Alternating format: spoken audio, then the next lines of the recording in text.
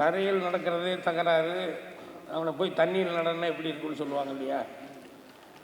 அதுதான் என் நிலைமை. இந்த கவிதை இங்கே வந்து அப்துல் ரஹ்மான் சார்து, கவிக்கோ சார்து நீங்கள் வாங்க அப்படின்னு சொல்லும்போது நானே நினச்சிக்கிட்டேன், நான் வந்து இங்கே என்ன பண்ண போகிறேன் அப்படிங்கிற மாதிரி.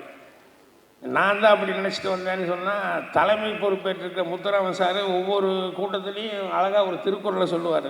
அவ்வளோ திருக்குறளையும் மனப்பாடமாக வச்சுக்கிட்டு சொல்லுவார். அவரே எனக்கு இதுக்கு என்ன சம்மந்தங்கிற மாதிரி அவர் பேசிட்டார். அவர் பேசும்போது நமக்கு எப்படி இருக்குன்னு பாருங்கள். பேசாமல் சீமான்கிட்ட இருந்து நிறைய பேஜ் வச்சுருந்தார். ஒரு 7-8 பேஜ் உருவி இருக்கலாம். நான் உருவி இருந்தால் எனக்கும் கொஞ்சம் பிரச்சனை இல்லாமல் இருந்திருக்கும். மியூசிக் பார்ட்டி நேரத்தோடு ஆரம்பிச்சிருப்பாங்க.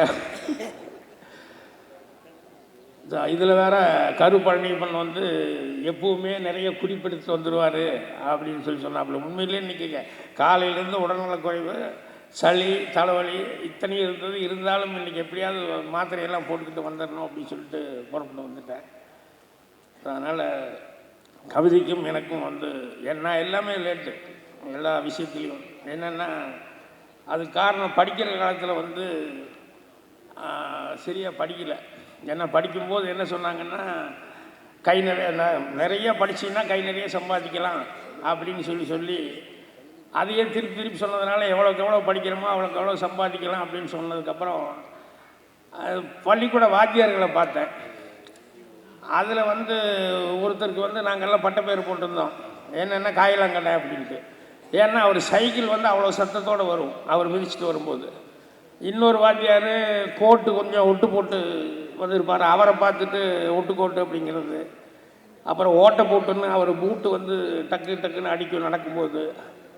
அதாவது அவ்வளோ வறுமையில் இருந்தாங்க வாத்தியாருங்க.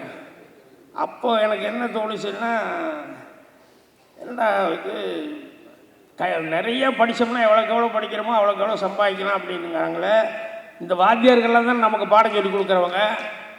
இவங்க இவ்வளோ கஷ்டத்தில் இருக்கிறாங்களே, இவங்க யாருமே சம்பாதிக்கலையே அப்படிங்கிற மாதிரி எனக்கு தோண ஆரம்பிச்சுன்னு. இதை எப்பவுமே குறுக்க தான் நான் யோசிப்பேன் சில நேரங்களில். அப்படி யோசிக்க ஆரம்பித்தப்போ தான் ஒரு பையனை அவங்க காரில் வந்து இறங்குவான். ஸ்கூலில் படிக்கும்போதே 9th ஸ்டாண்டர்டு அந்த மாதிரி லெவலுக்கு படிக்கும்போதே காரில் வந்து இறங்குவான். அப்போ உங்கள் அப்பா எவ்வளோ படிச்சிருக்காரு என்ன அப்படின்னு சொல்லி கேட்டேன். ஏன்னா அவன் காரில் வந்து இறங்கினான். எங்கள் அப்பா புண்ணாக்கு வியாபாரி அப்படின்னா. புண்ணாக்கு வியாபாரி பையன் காரில் வந்து இறக்குறான். வாத்தியாருக்கு எல்லாத்துக்கும் படிப்பு சொல்லி கொடுக்குற வாத்தியாருக்கு என்னடான்னா அவ்வளோ கஷ்டத்தில் இருக்கிறாங்களே அப்படின்னு சொன்னோன்னையுமே அந்த படிப்பு மேலே இருக்கிற ஆசைங்கிறதே போயிடுச்சு. இல்லை வாழ்க்கையில் வந்து சம்பாதிக்கிறதுக்கும் பேர் வாங்கிறதுக்கும் அதுக்கு ஏதோ வேறு ஒரு ட்ராக் இருக்குது. படிக்கிறதுங்கிறது அதுக்கான ட்ராக் அல்ல.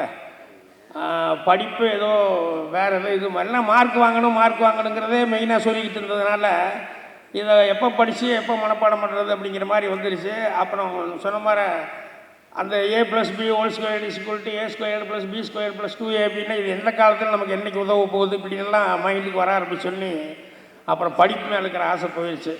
அதுக்கப்புறம் வெளியே வந்து ஃபெயில் ஆகி வெளியே வந்து சுற்றிட்டு இருக்கும்போது தான் எனக்கு அதுக்கப்புறமா தான் யோசனையே வந்தது. என்னடான்னா, படிப்பு வந்து உலகத்தை தெரிஞ்சுக்கிறதுக்கும் நம்மளுடைய அறிவை வளர்ச்சி பண்ணிக்கிறதுக்கும் இதுக்கு தான் படிப்பு அப்படிங்கிறது நம்ம தெரியாமல் விட்டோமே, கோட்டை விட்டோமே அப்படின்னு சொல்லிட்டு அதுக்கப்புறமா தான் நான் வந்து வெளியே வந்ததுக்கப்புறம் பள்ளிக்கூடத்தை விட்டு வெளியே வந்து ஃபெயில் ஆகி சுற்றிட்டு இருக்கிற நேரத்தில் தான் அதுக்கப்புறம் கதை புஸ்தகங்கள், கவிதை புஸ்தகங்கள் அதுன்னு சொல்லி இதெல்லாம் வாங்கி படிக்க ஆரம்பித்தேன்.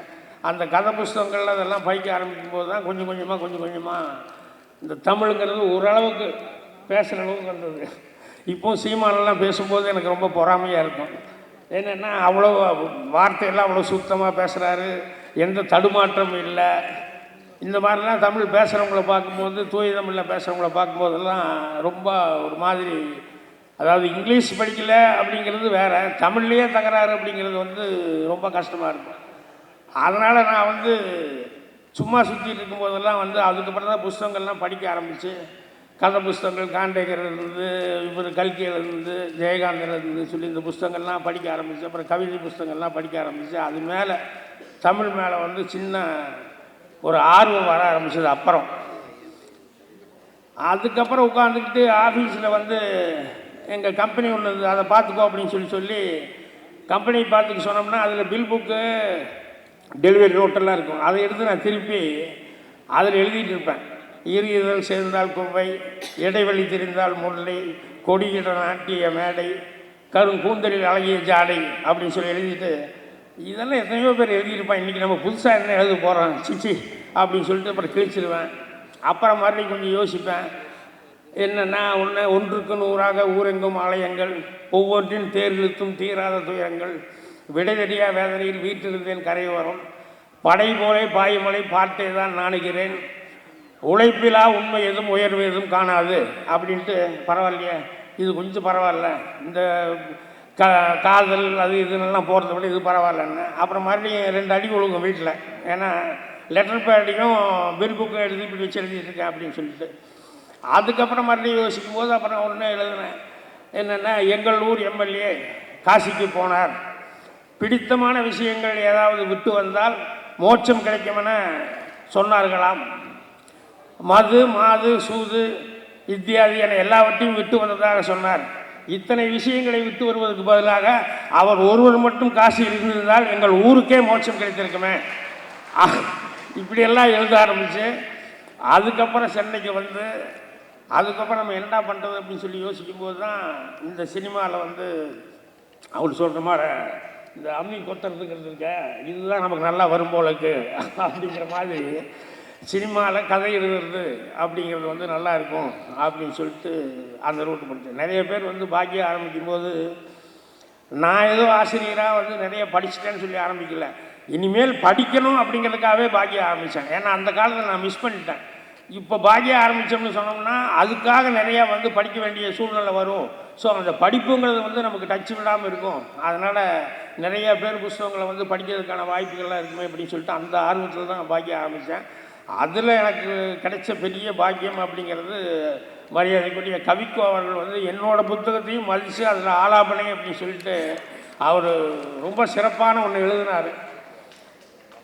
அது எழுதி அவருக்கு சாகித்ய இதெல்லாம் வந்தது அப்படின்னு சொல்லும்போது அப்போ தான் நம்ம இந்த புத்தகம் ஆரம்பித்ததுடைய இதில் ஒரு அர்த்தம் இருக்குது அப்படிங்கிற மாதிரி எனக்கு ரொம்ப சந்தோஷமாக இருந்தது.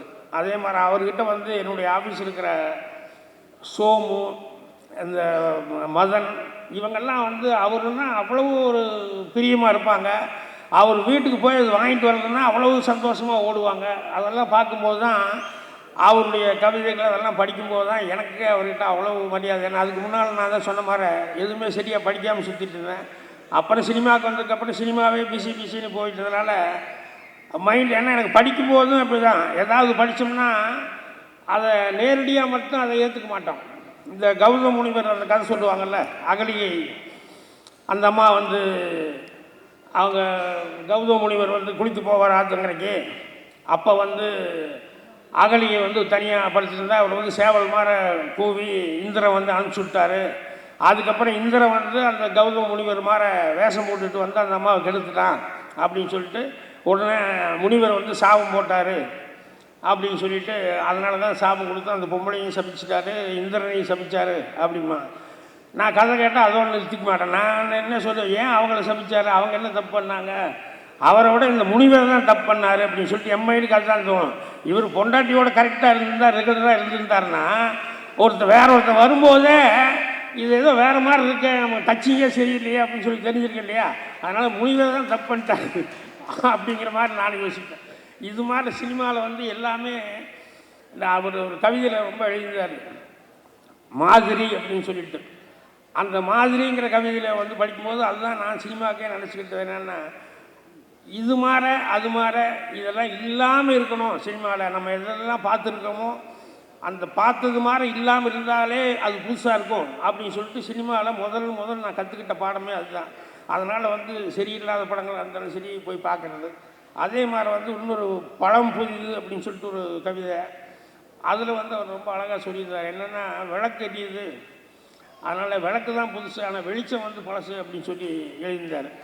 நான் அசிங்கிட்ட கூட சொல்லுவேன், என்னென்னா, நீ புதுசாக ஏதாவது ஒன்று செய்யணும்னு நினச்சா பழசு என்னன்னு தெரியாமல் புதுசாக செய்யவே முடியாது. ஸோ பழசு என்னன்னு தெரிஞ்சுக்கோ, அந்த இலக்கணம் தெரிஞ்சுட்டா தான் அதை மீறி நீ வேறு எதாவது பண்ண முடியும். அதனால் பழசு இல்லாமல் புதுசு இல்லை அப்படின்னு சொல்லிட்டு அடிக்கடி சொல்லுவேன். ஸோ இவங்க கவிதையெல்லாம் அதனுடைய பாதிப்புகள் தான் அது.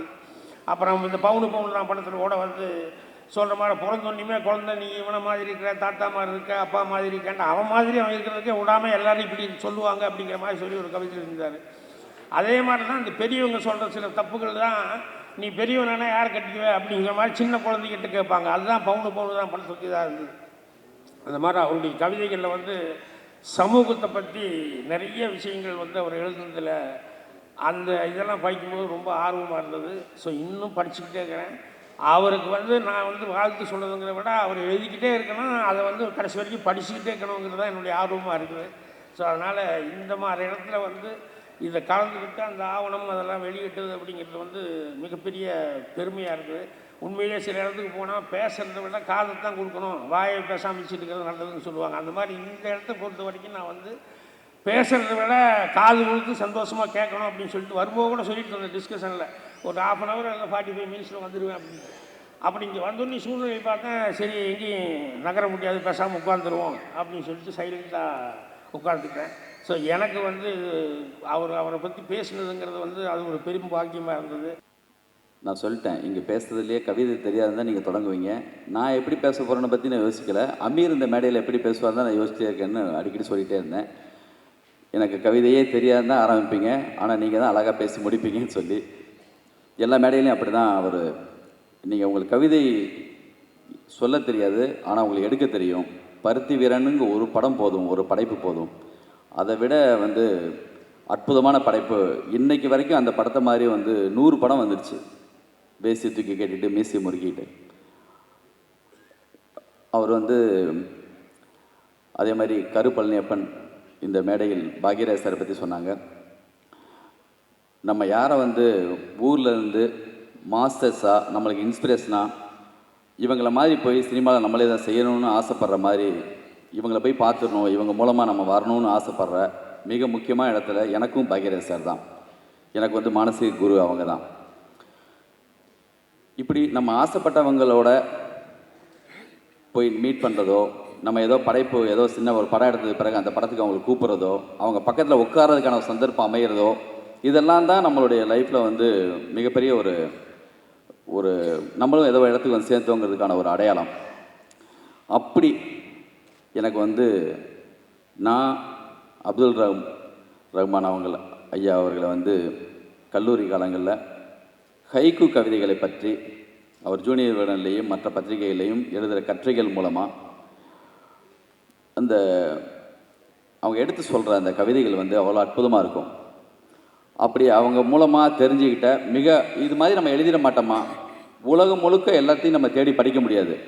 எங்கெங்கேயோ இருக்கிற மிக அற்புதமான விஷயங்கள் எல்லாமே எடுத்து அப்போ அவங்க சொல்லுவாங்க. மிக சிறந்த கவிதைகள் எல்லாமே எடுத்து அவங்க வந்து எடுத்து சொல்லும்போது அவ்வளோ அற்புதமாக இருக்கும். அதில் எனக்கு ரொம்ப பிடித்தமான ஒரு கவிதை வந்து அவங்க அப்போ சொன்னதில், ஆலய மணி நாக்கில் வண்ணத்து பூச்சி. இந்த கவிதை கேட்டவுடனே என்னென்னா, கேட்டவுடனே நிறைய விஷுவல்ஸ் என்னென்னமோ போகும். ஆலயமணி நாக்கில் வண்ணத்து பூச்சி இருக்குது, அது பாலடைஞ்ச கோயிலா, ஒரு பெரிய பதட்டம் வருது அந்த ஷாட்டு பார்த்த உடனே, எந்த நிமிஷமும் வந்து அந்த மணி அடிக்கப்படுமா, இப்படி பல கேள்விகள் வந்து அந்த கவிதை படித்தோன்னு தோணும். அதே மாதிரி வந்து முதிர்ந்த மலர் மீண்டும் கிளைக்கு திரும்புகிறது, வண்ணத்து பூச்சி.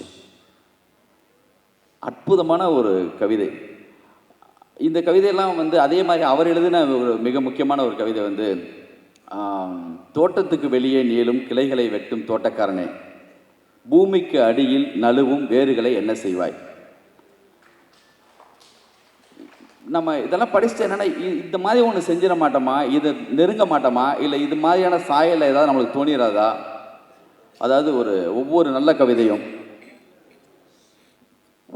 கவிதையும் ஒரு கண்டுபிடிப்பு மாதிரி தான், ஒரு விஞ்ஞானம் மாதிரி. அது அவ்வளவு அற்புதமான ஒரு மிகப்பெரிய கண்டுபிடிப்புகள் வந்து அவங்க மூலமாக வந்திருக்கு. ஆலாபனை அந்த தொகுப்பில் வந்து பாக்கியால் வந்த தொகுப்பு, அதுக்கு தான் சாகித்ய அகாடமி வாங்கியிருக்காங்க. அந்த தொகுப்பில் வந்து அற்புதமான ஒரு நீர்னு ஒரு கவிதை, அந்த ஒரு கவிதை போதும். அந்த ஒரு கவிதையை படித்தாலே முழுக்க அவங்கள படித்ததுக்கான முழு சந்தோஷம் வரும். அந்த கவிதையில் நீரை போல் சுவையற்றவனாயிரு, திகட்டாதவனாய் இருப்பாய். நீரை போல் கீழ் நோக்கி போ, நீரை போல் மேல் நோக்கி போவது வேறு எதுவும் இல்லை. நீரை போல் எல்லா இடங்களிலும் எழுதுவனாயிரு, உன்மேல் உன்மேல் எழுத முடியாதவனாகவும் இரு. ரொம்ப அற்புதமான ஒரு கவிதை. எனக்கு வந்து மிகப்பெரிய கவிதைன்னு சொல்லி பேரில் நம்மளும் ஏதோ அப்பப்போ தோணும், எழுதிட்டு இருப்போம். அவங்க வந்து என்னுடைய கவிதைகள் ஒரு நான் ஓவியமும் கவிதையும் சொல்லி ஒரு ஆர்ட் கேலரியில் வச்சப்போ அறிவுமதி அண்ணன் மூலமாக ஐயாவுக்கு ஒரு அழைப்பு கொடுத்தோம். அவங்க வந்திருந்தாங்க. வந்துட்டு அன்னைக்கு தான் உண்மையிலேயே நானும் ஏதோ 2 வரி எழுதியிருக்கேன்னு எனக்கு நான் கவிதை தாண்டா நம்ம எழுதியிருக்கோம் அப்படி சொல்லி என் மனசில் ஒரு சின்னதாக ஒரு டிக் பண்ணிக்கிட்டது நான் அன்றைக்கி தான். ஆனால் அது வரைக்கும் வந்து என்னென்னா ஏதோ எழுதுகிறோம் அப்படின்னு தான் தோணிகிட்டே இருக்கும். அன்றைக்கி அவங்க வந்து ஒவ்வொரு கவிதையாக பார்த்தாங்க. ஒரு கவிதை 2 கவிதை இடத்துல மட்டும் நின்னாங்க. நின்றுட்டு வயல் முழுக்க வண்ணத்து பூச்சிகள் என்ன செய்ய களை பறிக்க வேண்டும், இந்த கவிதை பக்கத்தில் நின்றுட்டு ரியல் ஹைக்கூ அப்படி சொன்னாங்க. மொட்டை பனை மரத்தில் தோகை விரித்தபடி மயில் அழகு அப்படின்னாங்க. முடிஞ்சு போச்சு. அந்த 2 வார்த்தையை அவர் அழகுன்னு சொன்னார். அதுக்கப்புறம் வந்து பார்த்தா ரியல் ஹைக்கூன்னு சொன்னார். இது 2மே நான் திரும்ப திரும்ப மறுபடியும் நண்பர்கிட்ட கேட்டே இருப்பேன். என்ன சொன்னார்னு திரும்பி ஏதோ ஒரு லவ் பண்ண ஒரு லவ்வர் ஒரு வார்த்தை சொல்லிட்டா திரும்பி பார்த்துட்டா எவ்வளோ நம்மளுக்கு பெரிய பேர் அற்புதம் வருமோ அந்த மாதிரி ரியல் மாஸ்டர். அவங்கெல்லாம் வந்து என்னென்னா அவங்கள பற்றி பேசுகிறதும் அவங்களோட வந்து இங்கே அவங்கள பற்றி இந்த நிகழ்வில் வந்து கலந்துக்கிறதும் மிகப்பெரிய சந்தோஷம். அதோடைய தொடர்ச்சியாக அவங்களோட கூடவே இருக்கணும்னு ஆசை இருந்துச்சு. அவங்களோட போயிட்டு சாப்பிட்றதுக்காக உட்காந்தோம். அப்போ வந்து அவங்க கவிதைகளை பற்றியும் கசல்ஸை பற்றியும் ஒரு 2-3 மணி நேரம் போயிருக்கும். அது அந்த அந்த நேரம் அப்படியே நீடிச்சிட்டே இருந்தால் எப்படி இருக்குங்கிற ஆசை இருந்துச்சு. தொடர்ந்து கொண்டு போய் வீட்டில் விட்டு வரைக்கும் வந்து போயிடுவோமா, மறுநாள் வரைக்கும் பேசுவோமா, அந்த அளவுக்கு பெரிய பேர் ஆர்வத்தை ஏற்படுத்திட்டார். அன்னைக்கு மிக அற்புதமான ஒரு வார்த்தை ஒன்று சொன்னார். கவிதை மட்டும் சிந்திச்சு எழுதக்கூடாது, சிந்திக்காமல் வருவது தான் கவிதைன்னு சொன்னார். அது எனக்கு ரொம்ப ரிவர்ஸாக இருந்துச்சு, ரொம்ப புதுசாக இருந்துச்சு. கவிதைங்கிறது தானாக வரணும். அது வழியக்க வந்து உட்காந்து பேனா பிடிச்சி இன்றைக்கி ஒன்று எழுதிடணும்னு சொல்லி உட்காரது கிடையாது. அது வர்றது, அது ஒரு வரம். அது வந்து இறங்கும் மேலேருந்து. அப்படி தான் அவங்களுக்கு காலம் முழுக்க அவர் எழுதின எல்லா கவிதைகளையுமே அந்த அற்புதம் இருக்கும். இந்த 80 வருடங்களாக அவர் சிந்திக்காமல் தான் எழுதியிருக்காருன்னு நான் நம்புகிறேன். இந்த விழாவில் அவர்களை பாராட்டுவதிலும் அவர்களோடு இருப்பதிலும் மிக பெருமையாக கருதுகிறேன். நான் எனக்கு எப்பயுமே இந்த ஹைக்கூ கவிதைகள் மிகப்பெரிய மயக்கம் இருக்கும். அவருடைய அற்புதமான இன்னொரு கவிதை, புஸ்தகங்களே குழந்தைகளை கிழித்து விடாதீர்கள். இப்படி அவருடைய கவிதைகளை பற்றி நிறைய சொல்லலாம். எனக்கு ஹைக்கூ கவிதைகள் எழுதுகிற ஜப்பானில் தான் ஹைக்கூ போயம்ஸ் அங்கே தான் வந்து அவங்க தான் அடையாளமாக சொல்கிறோம். என்னைக்காவது ஒரு நாள் ஜப்பான் போகணும். உலகம் முழுக்க எங்கெங்கேயோ போகிறோம். ஜப்பானில் போயிட்டு அந்த அந்த கவிதைகள் எழுதினவங்க வீடுகளுக்கெல்லாம் போகணும் ஒரு பெரிய ஒரு ஆசை எப்பயுமே இருக்கும். ஏன்னா வந்து ஜாப்பனீஸ் போயம்ஸ் வந்து எனக்கு வந்து ஐயா மூலமாகவும் சுஜாதா மூலமாக தான் வந்து அறிமுகம். அங்கே இருக்கிற பாஷோ அவங்களுடைய வீடுகள்லாம் போய் பார்க்கணுன்னு ஒரு பெரிய கனவு இருக்குது. அதான் சமீபத்தில் எனக்கு தோணுச்சு, இங்கேருந்து ஜப்பான் வரைக்கும் போய் பாஷோலாம் பார்க்கணும் அவசியம் கிடையாது. உண்மையிலேயே இங்கே இருக்கிற உண்மையான மாஸ்டர், உண்மையான பாஷோ நம்ம பார்க்கணுன்னு ஆசைப்பட்டோம்னா இந்த பக்கத்தில் ஈசிஆர் ரோட்டில் தான் அவங்க வீடு இருக்குது. அங்கே போனாலே அங்கே போனதுக்கான சமம். நம்ம தொகுப்பாளர் சொன்ன மாதிரி பத்திரி கொளுத்திருக்காரு, பின்னாடி வெடிக்கும்னு சொன்னார் இல்லையா, வெடிக்கும்னு சொன்னது அண்ணன் சீமான பத்திரி திரி. இப்போ இதுக்கு நடுவில் பேசுகிற யாரும் ஒன்றும் பயன் இல்லைன்னு நான் பத்திரி பேச ஆரம்பித்தோன்னே முடிவு பண்ணிட்டேன். ஏன்னா நான் வந்து நிறைய படித்தோம்னா ஒரு மேடையில் கொஞ்சோண்டு சொல்லலாம்னு நினைக்கிறேன். அதனால போகிற வரைக்கும் எனக்கு மேடையில் ஒரு பதட்டம் இருந்துக்கிட்டே இருக்கும் எப்பொழுதுமே. அது நம்ம படித்ததை சொல்ல வந்துடுமா, சொல்லிடுவோமா என்னன்னு பிரட்டி பார்ப்பேன். இதுலேயும் எனக்கு யார் குருனா திரு பாக்கியராஜ் அவர்கள். இன்றைக்கு வரைக்கும் எப்பொழுதுமே பக்கமாக எழுதி வந்த இடத்துல நடுவில் யாரும் கவனிக்காத பொழுது அந்த குனிஞ்சு அந்த குறிப்பை பார்த்துக்கிட்டே இருப்பார் திரு பாக்கியராஜ் அவர்கள். அந்த மாதிரி கிடைச்ச இடைவெளியிலலாம் நான் ஒரு புத்தகத்தை பார்த்துக்கிட்டே இருக்கேன். கிடைச்ச இடைவெளியெல்லாம் புத்தகத்தை பார்த்துட்டே இருக்கேன்.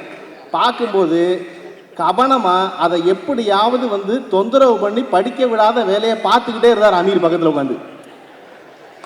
என்னங்க எங்கிட்டே பேசுகிறீங்க, இந்த லிங்குசாமிகிட்ட கொஞ்சம் நேரம் பேசலாம்லன்னு. நான் லிங்குசாமி திரும்பினா அவர் லிங்குசாமி 2 வரி, அமீர் இந்த பக்கம் திருமண இடைவெளியில் லிங்குசாமி 2 வரி படிச்சுக்கிட்டு இருந்தார். அமீர் திரும்பி எல்லாரும் கையில் நிறைய சரக்கோட தான் இருக்கீங்க போல இருக்கு அப்படின்னாரு. அப்போ தான் திரும்பி லிங்குசாமி சொன்னார், எத்தனை பேர் எத்தனை படிச்சுட்டு வந்தாலும் ஒன்றும் பயனில்லை அமீர், நான் எந்த கவிதையும் படிக்கிறது இல்லை, நான் படித்த ஒரே ஆள் வந்து கவிக்கோதான்னு சொல்லி ஆரம்பிச்சிருவீங்க நீங்கள், கடைசியில் பேர் வாங்க போகிறது நீங்கள் தான், நாங்கள் இல்லைன்னு லிங்குசாமி சொல்லிட்டு இருந்தார். எதுக்கு இதை சொல்ல வரேன்னா, அமீர் கைவசம் இருக்க சரக்கை முதல்ல எடுத்து நம்ம விற்றுருவோமேன்னு நினச்சேன். இந்த அரங்கத்தில் வந்து இருக்கும் பொழுது இங்கே இருப்பவர்களை ஒவ்வொருவரையும் எதை வைத்து நாம் நினைவு கூறுகிறோம்னு யோசிக்கும் பொழுது, முதல்ல இவரை நம்ம எப்போ பார்த்தோம், முதல்ல இவர் குறித்து நம்ம எப்போ கேட்டோம், முதல்ல இவர் குறித்து நம்ம எப்போ உணர்ந்தோம்னு நம்ம நினைப்போம். பொதுவாக சாதனை செய்தவர்களை பார்க்கும் பொழுது எனக்கு அப்படி திரு பாக்கியராஜ் அவர்களை பார்க்கும் பொழுதுலாம் எனக்கு முதல்ல பாக்கியராஜ் என்பவர் என் மனதிற்குள் எப்போ வந்து விழுந்தாருன்னு நான் யோசிச்சு பார்ப்பேன். எப்போன்னா மதுரையில் வந்து முந்தானை முடிச்சுன்னு ஒரு படம், நான் பள்ளிக்கூடத்தில் பள்ளிக்கூடம் போய்கிட்டு இருக்க பையன். அப்போ சிந்தாமணி தேட்டர்னு ஒரு தேட்டர் எங்கள் வீட்டுக்கு பக்கத்தில் இருந்துச்சு மதுரையில்.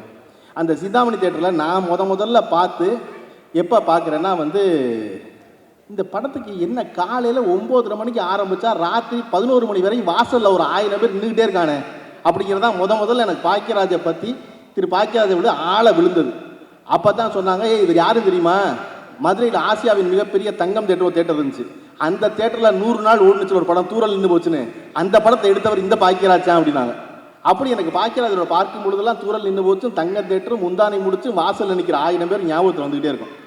அதை போல கவிக்கோ அப்துல் ரஹ்மான்னு சொன்னால் எனக்கு உடனே வந்து முதல்ல எனக்கு வந்து பள்ளிக்கூடத்தில் படிக்கும்போது கேட்டது, நீங்கள் ஏங்க சினிமாவுக்கு பாட்டு எழுத வரலன்னு கேட்டால் ஒருத்தர் வந்து அது எதுக்கு அம்மிகொத்துற வேலை, அதுக்கு எதுக்கு சிற்பி அப்படின்னு அவர் சொன்னதான் எனக்கு முதல்ல நான் கேட்டது. எனக்கு பளிச்சுன்னு அரைஞ்ச மாதிரி இருந்துச்சு.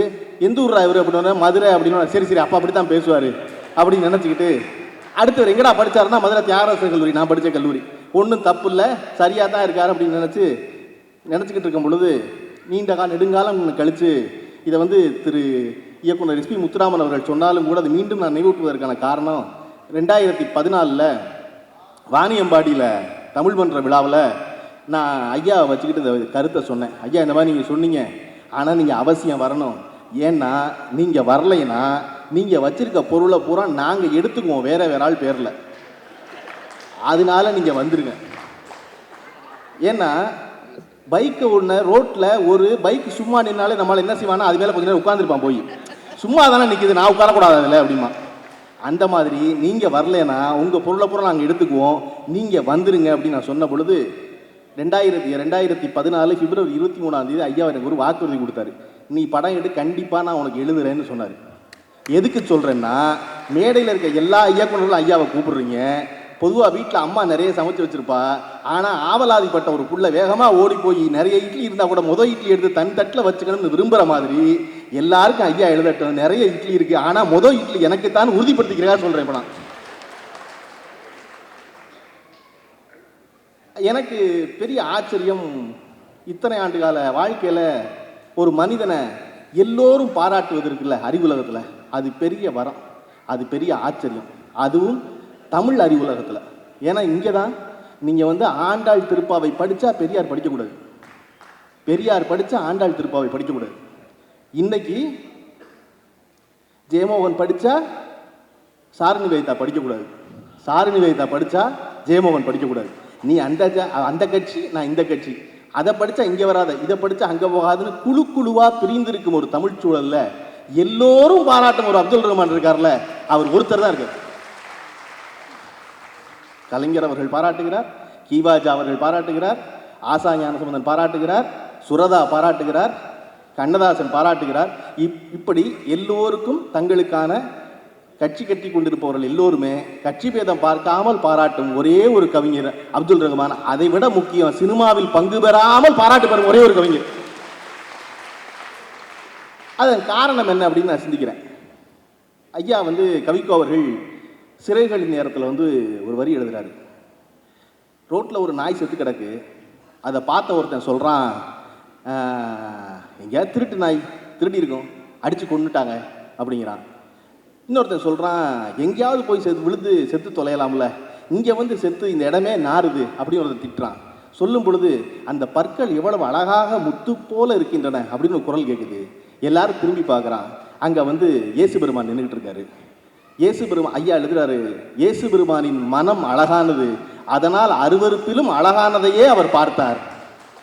உயர்ந்தவர்கள் அப்படித்தான், தாங்கள் அழகை கண்டு அருவருப்பானவற்றும் அழகை கண்டு இந்த உலகத்தை அழகாக்குகிறார்கள். அந்த மாதிரி ஐயா அப்துல் ரஹ்மான் எல்லோரிடமும் அழகையே கண்டார். ஒரு தடவை கூட எனக்கு தெரிஞ்சு அவர் எழுதுனதில் யாரையுமே கடிந்து வன்சொல் சொல்லி எழுதி நான் படித்ததே கிடையாது. அப்போ எல்லோரும் அவரை பாராட்டத்தானே செய்வாங்க. அவர் எதை கண்டாரோ அதை இந்த சமூகம் அவருக்கு திருப்பி கொடுத்தது தான் நினைக்கிறேன். ஐயா நிறைய கட்டு எழுதணும்னு நினச்சேன், தொடர்ந்து எழுதி கொண்டே இருக்கிறார். வானம்பாடி கவிஞர்கள் நான் முதல்ல கேள்விப்பட்ட ஆட்களில் வந்து இன்றைக்கி கவிஞர் புவியரசு அவர்கள் வந்திருப்பாங்கன்னு நினைக்கிற நிகழ்ச்சிக்கு அவங்க செயல்பட்டுக்கிட்டு இருக்காங்க. இன்னும் ஐயா உயிர்ப்போட செயல்பட்டு இருக்காங்க. பிற கவிஞர்கள்லாம் கொஞ்சம் கொஞ்சமாக தங்களுடைய படைப்புகளை வந்து குறைச்சிக்கிட்டாங்க. அந்த வானம்பாடி கவிஞர்கள் தொடர்ந்து செயல்பட்டு வந்து கொண்டிருக்காங்க. ஐயா வந்து ஒரே ஒரு செய்தி, சாதி சங்கங்களை பற்றி எழுத வரும்போது இன்றைக்கும் சாதி பேசுகின்றவன் இருக்கின்றானேங்கிறார். சொல்லிவிட்டு என்ன சொல்கிறாரு, தொழில் சார்ந்து வந்தது தானடா சாதி, ஆனால் என் முன்னோர் செய்த தொழிலெல்லாம் விட்டுவிட்டு என் முன்னோர் விஞ்ஞானி, அதனால் நானும் ஒரு விஞ்ஞானி, ஒரு அஞ்ஞானி சொல்லக்கூடாது. என் முன்னோர்கள் காவல்துறையை சேர்ந்தவர்கள், காவல் செய்கின்றவர்கள், அதனால் நானும் அந்த ஜாதியைச் சேர்ந்தவன் என்று ஒரு திருடன் சொல்லக்கூடாது. நீ முன்னோர்கள் எல்லாம் என் சொத்துக்கள், அவர்கள் சொத்துக்களைப் போல அவர்கள் சாதிக்கும் எனக்கு உரிமை உண்டு நீ சொல்லாதரா. முன்னோர்கள்லாம் யார் முன்னோர்கள்ங்கிற ஒரு கேள்வியை கவிக்க வைக்கிறார். யார் முன்னோர்கள்னு கேட்டு வைக்கிறார். சொல்கிறாரு, இந்த உலகத்தில் முதலில் தோன்றிய மனிதன் இருக்கிறானே அவன்தான் உனக்கு முன்னோர். அப்படி பார்த்தா நீங்கள் எல்லோருமே தாழ்ந்த சாதிக்காரர்கள் தான் சொல்கிறார் ஐயா. ஏன்னா இந்த உலகம் தோன்றிய பொழுது இருந்தது 4 தான் தமிழ் சொல்லுதுரா. 1 குறவன், 2வது இடையன், 3வது பள்ளன், 4வது செம்படவன். இந்த 4 தாழ்ந்த குலம் நீ சொல்றியே, இந்த 4 பேர் தாண்டா உனக்கு முன்னோரு. அதையும் தமிழ் தாண்டா சொல்லுது. வேட்டையாடி பிழைத்து கொண்டிருந்தான், அவன் தான் முதல் மனுஷன். அவன் மலையில் வாழ்ந்தான், வாழ்ந்த இடத்துக்கு பேர் குறிஞ்சி, அதனால அவன் குறவன்னு தமிழ் சொல்லுதுரா. நீ தாழ்ந்த சாதிக்காரன்டாகிறார். அதற்கப்புறம் அவன் ஆடு மாடை மேய்ச்சி அதை ஒரு தொழிலாக வச்சிருந்து வாழ்ந்தான். அவன் யாருன்னா குறிஞ்சி மலையில் வாழ்ந்த குறவனுக்கும் பள்ளத்தில் வந்து விவசாயம் பண்ணி வாழ்ந்தவனுக்கும் இடையில வந்தவன்டா. அதனால தமிழ் அவனை இடையன்னு சொல்லுதுரா. அவன் தாழ்ந்த சாதிடா, நீ தாழ்ந்த சாதிதான்டா. சமவெளியான நிலத்துக்கு வந்து பள்ளத்தில் விவசாயம் பண்ணி பொழைச்சவன் வந்து தமிழ் பள்ளன்னு சொல்லுது. அவன் தாழ்ந்த சாதிடா, உன் முன்னோர் தாழ்ந்த சாதி, நீயும் தாழ்ந்த சாதியடாகிறார். கடல் சார்ந்து ஒட்டி வாழ்ந்தவன் பூரா மீன் பிடித்து உப்பு காய்ச்சி வாழ்ந்தான், அவனை செம்படவன் தாழ்ந்த சாதின்னு சொன்னான். நீயும் தாழ்ந்த சாதியே, முன்னோர்கள் எல்லோரும் தாழ்ந்த சாதியே. இப்படித்தான் இந்த மனித இன வரலாறு இருந்ததுன்னு சொல்றாரு ஐயா. சொல்லிவிட்டு சொல்றாரு, விவசாயம் பெருகி நாடு நகர் ஆட்சி முறை வந்த பிறகு அவன் தொழில் மாறி தன்னை உயர்ந்தா சாதின்னு சொல்லிக்கிறான். இன்னைக்கு உயர்ந்தா சாதின்னு சொல்றவன் எல்லோருமே தாழ்ந்த சாதின்னு தமிழ் சொல்லுகிறாங்கிறார் ஐயா. இதெல்லாம் விட முக்கியம், அந்த கட்டுரை அவர் முடிக்கிறாரு,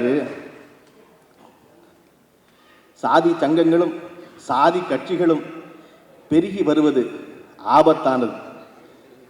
சாதி சங்கங்களும் சாதி கட்சிகளும் பெருகி வருவது ஆபத்தானது. அடுத்தவரி ரொம்ப முக்கியம், அதிகார பீடத்திற்கு ஆசைப்படும் சுயநலவாதிகளே அறிவு உணர்வை ஊட்டி கேடு செய்கிறார்கள். அதற்கு அடுத்தவரி தான் முத்தாய்ப்பு. அந்த கட்டுரை முடியுது, பாம்பாட்டி பிழைப்பவன் பாம்பாலேயே சாவான்கிறார். நீங்கள் வந்து வாட்ஸ்அப்பில் செய்தி அனுப்பிச்சாலெல்லாம் ஞாபகம் வச்சுக்கூடாது. ஏன்னா ஐயா இதை எழுதுனது 16 ஆண்டுகளுக்கு முன்னாடி. இந்த சமூகம் சீர்கேடாக இருக்கிறது என்பதை ஒரு கவிஞனை விட வேற யாருமே சுட்டி காட்ட முடியாது. ஒரு கவிஞன் எப்பொழுது முன்னாடி பாதை போட்டு போகிறான், விஞ்ஞானிகளும் ஆட்சியாளர்களும் பின்னால் அதை நெறிப்படுத்த விதிகள் போட்டு கொண்டு வருகிறார்கள். அதை போல ஐயா நீங்கள் சொன்னது போல எல்லாவற்றையும் முந்தி சொன்னது போல இன்னும் பின்னால் நடப்பவற்றையெல்லாம் முந்தி சொல்ல நீங்கள் நீண்ட காலம் இங்கே இருக்கணும். எல்லாருக்கும் இருக்கிற கவலை மாதிரி நல்லா பேசணுமேங்கிற கவலை எனக்கு எப்பவும் இருந்ததில்லை. காரணம், எல்லோரும் கைத்தட்டுறதுங்கிறத விட நான் நினைக்கிறத பேசுகிறது தான் இப்போது.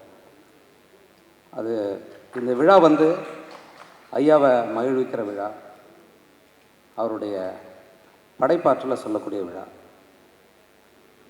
அதுக்கு அந்த அளவுக்கு எனக்கு நிச்சயமாக நான் ஒரு இலக்கிய படைப்பாளியாக இருந்தாலும் அவருடைய முற்றிலுமான படைப்புகளை நான் படிக்கலை. ஒரு 83ஆம் ஆண்டுன்னு நினைக்கிறேன், திரைப்படக் கல்லூரி முடிக்கும்போது என்னுடைய ஜான் பால் கன்னடின்ற ஒரு தோழன், அப்போ பால் வீதி அவருடைய முதல் கவிதை தொகுப்புன்னு நினைக்கிறேன், அதை என்கிட்ட கொடுத்தான். இப்போ தரமணியிலேருந்து நான் அம்பத்தூர் அண்ணா வீட்டில் தங்கி படிக்கும்போது நான் பேருந்தில் இறங்குறதுக்குள்ளே அதை படித்து முடிச்சிட்டேன். அப்போ அவரை எப்போ அடுத்து எழுதுவார்னு நான் காத்திருந்தேன். பிறகு நேர் விருப்பம் வந்துச்சு. அதுதான் நினைக்கிறேன். அதை தேடி அப்போல்லாம் வாங்க காசு இருக்காது, பொது நூலகத்தில் போய் படிக்கிறதான். பிறகு சுட்டு விரல் நல்ல நினைவு இருக்குது எனக்கு. அதன் பிறகு நான் சிலதை படிக்க போனேன், ஆனால் எனக்கு அதில் ஒரு தடை இருக்குது. முதல் இந்த ஐயாவுடைய பெயர் கவிக்கோ என்பது கவியுடைய அரசன், கோ என்பது அரசன். அப்போ இங்கே வர்றவங்கெல்லாம் முதல்ல எழுதுறதுக்கு முன்னாடி ஒரு பட்டத்தான் முதல்ல வச்சுக்கிறாங்க. பொதுவாக கவிஞனுக்கு ஒரு பெரிய பொறுப்பு இருக்குது. மற்றவங்களை விட எந்த ஒரு படைப்பாளனுக்கும் ஒரு சமூக கடமை இருக்குது. நிறைய பேர் எழுத்தாளனாக ஆகணுங்கிறதுக்காகவும் தன்னை கவிஞனாக காட்டிக்கிறதுக்காகவும் எழுத வர்றது. ஆனால் சில பேர் தான் புற சூழ்நிலைகள், சமூக சிக்கல்கள் அவனை எழுத்தாளனாகவும் கவிஞனாகவும் மாற்றுது. அப்படி உருவானவர் ஐயா. அது தமிழ்நாட்டில் பார்த்திங்கன்னா ஒரு 2 விழுக்காடு தேரலாம். மீதி 98 பேர் ஆசைப்பட்டு எழுதினவங்க தான். அது நீங்கள் மறைச்சிட முடியாது. அவருக்கு நீங்கள் பாராட்டு நடத்தி தான் அவர் புகழ நிலைநாட்டணுன்ற அவசியம் கிடையாது. எங்கே மறந்து போயிடுவாங்க, காலம் அவங்கள மீட்டெடுக்கும். நம்ம எல்லாரும் பாராட்டியிருக்கிற பாரதியாருக்கு வேடிக்கை பார்க்க வந்த 4 பேர். ஏன்னா அந்த பாரதி படம் எடுக்கும்போது அப்போ நான் கேட்டேன், உண்மையிலே 14 பேர் வந்திருப்பானான்னு எனக்கு ஒரு ஐயம் இருந்துச்சு. அந்த வேடிக்கை பார்க்க வந்தவங்க தான் 4 பேர், மொத்தம் 10 பேர் தான் இருந்தாங்க. ஆனால் இன்றைக்கி பாரதி நாட்டுடைமை ஆக்கப்பட்டிருக்கான். அன்றைக்கு யாருமே அவனை கண்டுக்கல. அதே நேரத்தில் பாரதி அவனுடைய எந்த ஒரு பெருமைக்கும் அலைஞ்சவன் இல்லை. யாரும் பாராட்டணும்னு அவன் ஆசைப்பட்டவன் கிடையாது. அவனுடைய கடமை செய்துக்கிட்டு போயிட்டே இருந்தான். இன்றைக்கு படைப்பாளிகள்ன்ற சொல்லக்கூடியவர்கள், கவிஞர்கள், எழுத்தாளர்கள்லாம் ரொம்ப விருப்பப்படுறாங்க, ரொம்ப விருப்பப்படுறாங்க. அது மட்டும்தான் அங்கே நடக்குது. நான் பாரதியை பற்றி எனக்கு எதுவுமே தெரியல. நானும் படிச்சிருக்கேன், கல்லூரி வரைக்கும் படிச்சிருக்கேன். ஆனால் ஓடி விளையாட பாப்பாவை தவிர எந்த பாடத்துக்கும் அங்கே வைக்கல அவங்க. பாரதியை ஒரு புரட்சிக்காரனாக மாணவர்களிடத்தில் விதைக்கிறதுக்கு இந்த அரசு தயாராக இல்லாமல் தான் இருந்துச்சு. ஆனால் ஐயா போன்ற மேதைகள் ஒரு அரசினுடைய ஊழியராக இருந்து கொண்டு அந்த ஊதியத்தை வாங்கி கொண்டு பேராசிரியர்களாக இருக்கின்ற, ஆசிரியர்கள் இருக்கின்ற ஒரு இடத்திலிருந்து ஒரு கவிக்கோ நமக்கு கிடைச்சிருக்காரு. அதுதான் நம்ம ரொம்ப கவனிக்கணும். அதில் அவரோட பணி மாணவர்களுக்கு படிப்பு சொல்லி தர்றது தான். 1ஆம் தேதி எப்போ வரும்ன்ற காத்திருக்கிறது தான் பல இடங்கள் இருக்குது. இப்போது பள்ளி பாடத்திட்டங்களோ அது யாரையும் உருவாக்காது. ஏன்னா அது மாதிரி பாடத்திட்டங்கள் தான் நம்மகிட்ட இருக்குது. யாரோ ஒரு ஆசிரியர் வருவார், ஒரு பேராசிரியர் வருவார். அவர் தான் இந்த உலகத்தை நம்ம காட்டிட்டு போயிடுவார், நம்ம யாருன்னு அடையாளம் காட்டிட்டு போயிடுவார். எனக்கு உண்மையிலே இந்த இடத்துல நான் வருத்தப்படுறது என்னென்னா, ஐயா கிட்ட நான் மாணவனாக அவன் படிக்கலை. நிச்சயமாக படிச்சிருந்தால் இன்னும் நிறைய எங்களுக்குள்ள உறவு ஏற்பட்டிருக்கோம். நான் இன்னும் வேறு ஒரு கட்டத்துக்கு நான் போயிருக்கலாம். வந்தவங்கெல்லாம் கூலிக்கு மாரடிக்கிற ஒரு ஆளாக தான் இருந்தாங்க. அது அப்படி. ஏன்னா இன்றைக்கு அது ரொம்ப மோசமாக இருக்குது. இன்றைக்கி நீங்கள் பார்த்திங்கன்னா அவங்க எப்படி தேர்வாகிறாங்க, ஒரு ஆசிரியர்கள் எப்படி தேர்வாகிறாங்க, ஒரு துணைவேந்தருங்கிறவங்களே இன்றைக்கி எப்படி ஒரு நேர்மற்ற முறையில் வர்றதில்லை, போயிடுச்சு. அதாவது 726 பல்கலைக்கழகங்கள் இந்தியாவில் இருக்குங்க. உலகம் முழுக்க இருக்கிற பல்கலைக்கழகங்களில் அந்த முதல் 200 இடத்துல ஒரு பல்கலைக்கழகம் கூட இல்லை. இது என்ன, இது பெரிய நல்ல கல்லூரிங்கிறாங்க, பெரிய பல்கலைக்கழகங்கிறாங்க. ஏன்னா இதுக்கு எல்லாமே குளறுபடி. இதுக்கு உள்ளே இருந்து போராடி இருக்கார் மனிதர். 4 ஆண்டுகள் விருப்ப வாய்ப்பில் முன்னாடியே வெளியேறி இருக்கார். அந்த சுட்டு விரல் எனக்கு கொஞ்சம் என்ன அப்படி தூண்டி விட்டது அவருடைய எழுத்து. அந்த சுட்டு விரலில் இருக்கக்கூடிய எழுதி வச்சுருக்கேன். அது எழுதி எதுக்கு சொல்கிறது, யாருக்கிட்ட நான் சொல்கிறது? யாரோ எழுதி வாங்கி படிப்பீங்களா? நீங்கள் படிக்க போகிறது கிடையாது. நீங்கள் கைத்தட்டுறதுக்காக நான் பேச வேண்டிய அவசியம் கிடையாது. 88, 87, 88, 89 3 ஆண்டுகளில் தான் அவரோட மிக உச்சமான படைப்புகளை நான் கவனிக்கிறேன். முழுக்க இந்த மக்களை பற்றி, மக்கள் விடுதலை பற்றி, இந்த அரசு சீர்கேட்டை பற்றி, ஊடகங்களுடைய ஒரு அடக்குமுறை, ஒரு பொறுக்கி திங்கிற தனத்தை பற்றி எவ்வளவு எழுதியிருக்கார். அதன் பிறகு அதெல்லாம் காணாமலே போயிடுச்சு. என்ன நடந்துச்சுன்னு எனக்கு தெரியல. நிச்சயமாக இப்படிப்பட்ட ஒரு படைப்பாளி திடீர்னு அடுத்தடுத்து அது எப்படி போனது எனக்கு தெரியல. அதன் பிறகு நான் அவரை பின்தொடர முடியல. நான் அதுதான் என்னை அதில் ஒரு கவிதையை ஒன்று எழுதுகிறாரு. காக்கி சட்டைன்னு நினைக்கிறாங்க ஐயா. காக்கி சட்டை. ஒரு காவல்துறை அதிகாரியினுடைய மனைவி கணவனுடைய உடையை செலவு பண்ண போகிறான், துவைக்க போகிறான். துவைக்கும்போது அவளுக்குள்ள பல கேள்விகள் எழுது.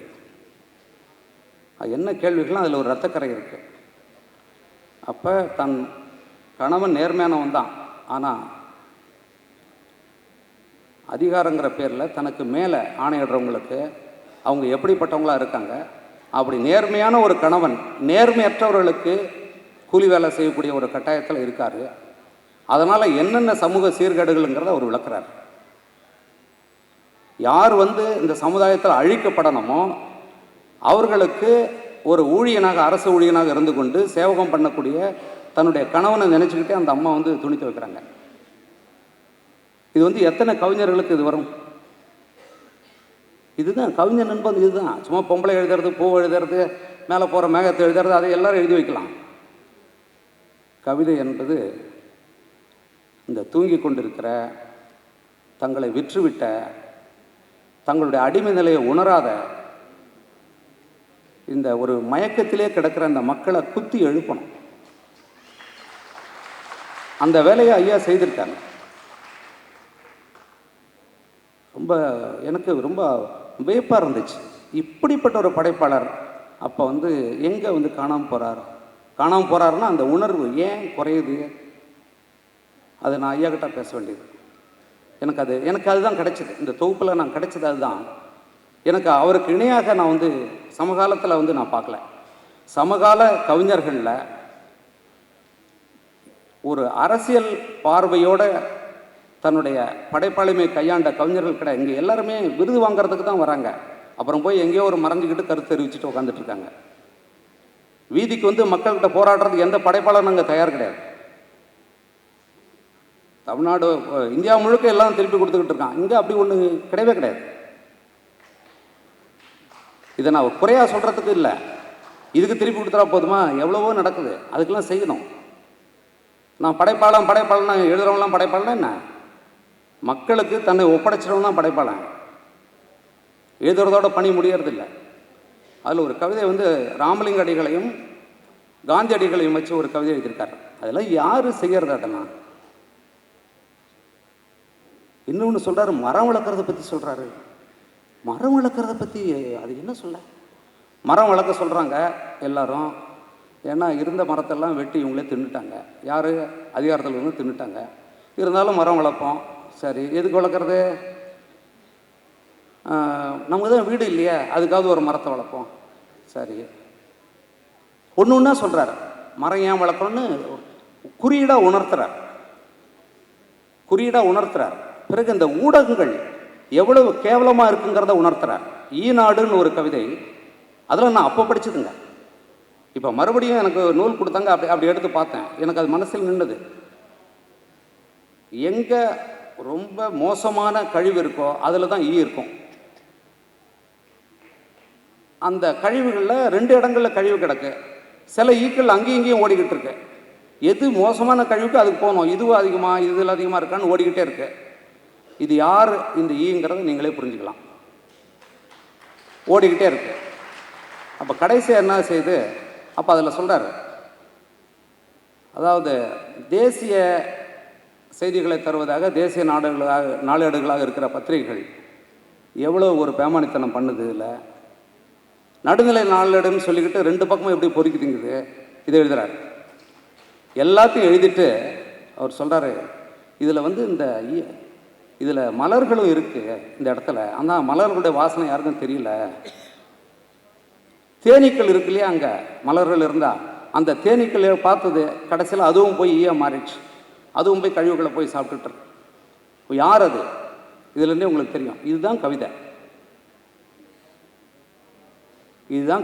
இதை ஒன்றும் வேணாங்க, 5 பேர் தமிழ்நாட்டில் உணர்ந்தானே போதும். 5 பேர் படிப்பான்னு நினைக்கிறீங்களாக்க? இப்போ அடுத்து எல்லாம் இசை நிகழ்ச்சிக்கு உட்காந்துருக்காங்க எல்லாரும். இதுதான் நமக்கு எல்லாமே, பாட்டு ஆடுறது சாப்பிட்றது செத்தே போய்ட்றாங்க. ரொம்ப முக்கியமானவருங்க, மிக முக்கியமானவர். இந்த தமிழ் தாய் நமக்கு கொடுத்த மிகப்பெரிய கொடை அவர், பெரிய செல்வம். என்ன சொல்கிறது, இந்த தமிழ் இல்லைன்னா ஐயெல்லாம் வந்திருப்பாங்களா, நாங்களாம் வந்திருப்போமா? எங்களை உருவாக்குனது என்ன இந்த பல்கலைக்கழகங்கள் உருவாக்குச்சா, இல்லை யார் உருவாக்குனது? ஒருத்தரும் உருவாக்கலை. ஐயா போன்றவர்களுடைய எழுத்துக்கள் தான் என்னை உணர வச்சிருக்கு. அது ரொம்ப நிறைய நான் பேசலாம், எது நிறைய பேசணும்னு நினச்சி யாருக்கிட்ட பேசுறது? உங்கள் கைத்தட்டுறதுக்காக நான் பேச வேண்டிய அவசியம் கிடையாது, எனக்கு தேவையும் கிடையாது. அதெல்லாம் இந்த நொடியோட முடிஞ்சு போயிட்டாங்க. உங்கள் மனசாட்சி தட்டணும். மனுஷபுத்திரன் உங்களுக்கு தெரியும். மனுஷபுத்திரனோட நிறையா கருத்து முதல்ல எல்லாருக்கும் இருக்குது, அது வேறு விஷயம். ஆனால் மனுஷபுத்திரன்னா நான் கவிதைகள் எனக்கு ஈடுபாடு கிடையாது. கவிதையே எனக்கு, ஏன்னா எனக்கு அது வரல. எனக்கு கவிதைன்னா பாரதியார் மாதிரி எழுதுங்களா, நிறுத்துங்க எல்லாரும் அப்படின்னு சொல்லணும்னு நினைப்பேன் நான். சும்மா என்ன கவிதை எழுதிக்கிட்டு இருக்கீங்க, இப்படி ஒரு கோபம் எனக்குள்ளே இருந்தது. ஆனால் மனுஷபுத்திரனோட ஒரு நாள் நான் இங்கே தான், இங்கே வடபழனியில் இந்த ஒரு கடையில் சாப்பிட்டுட்டு போகிறேன். அப்போ குங்கும பத்திரிக்கைன்னு நினைக்கிறேன், அதில் ஒரு பக்கத்தில் இருந்துச்சு. அப்போ அந்த கவிதையை பார்க்கும்போது ஒரு கவிதை ஐக்கு, ஐயா தான் ஐக்கு. யார் ஐக்குவை கொண்டு வந்து நிறுத்துறதே அவர் தான்.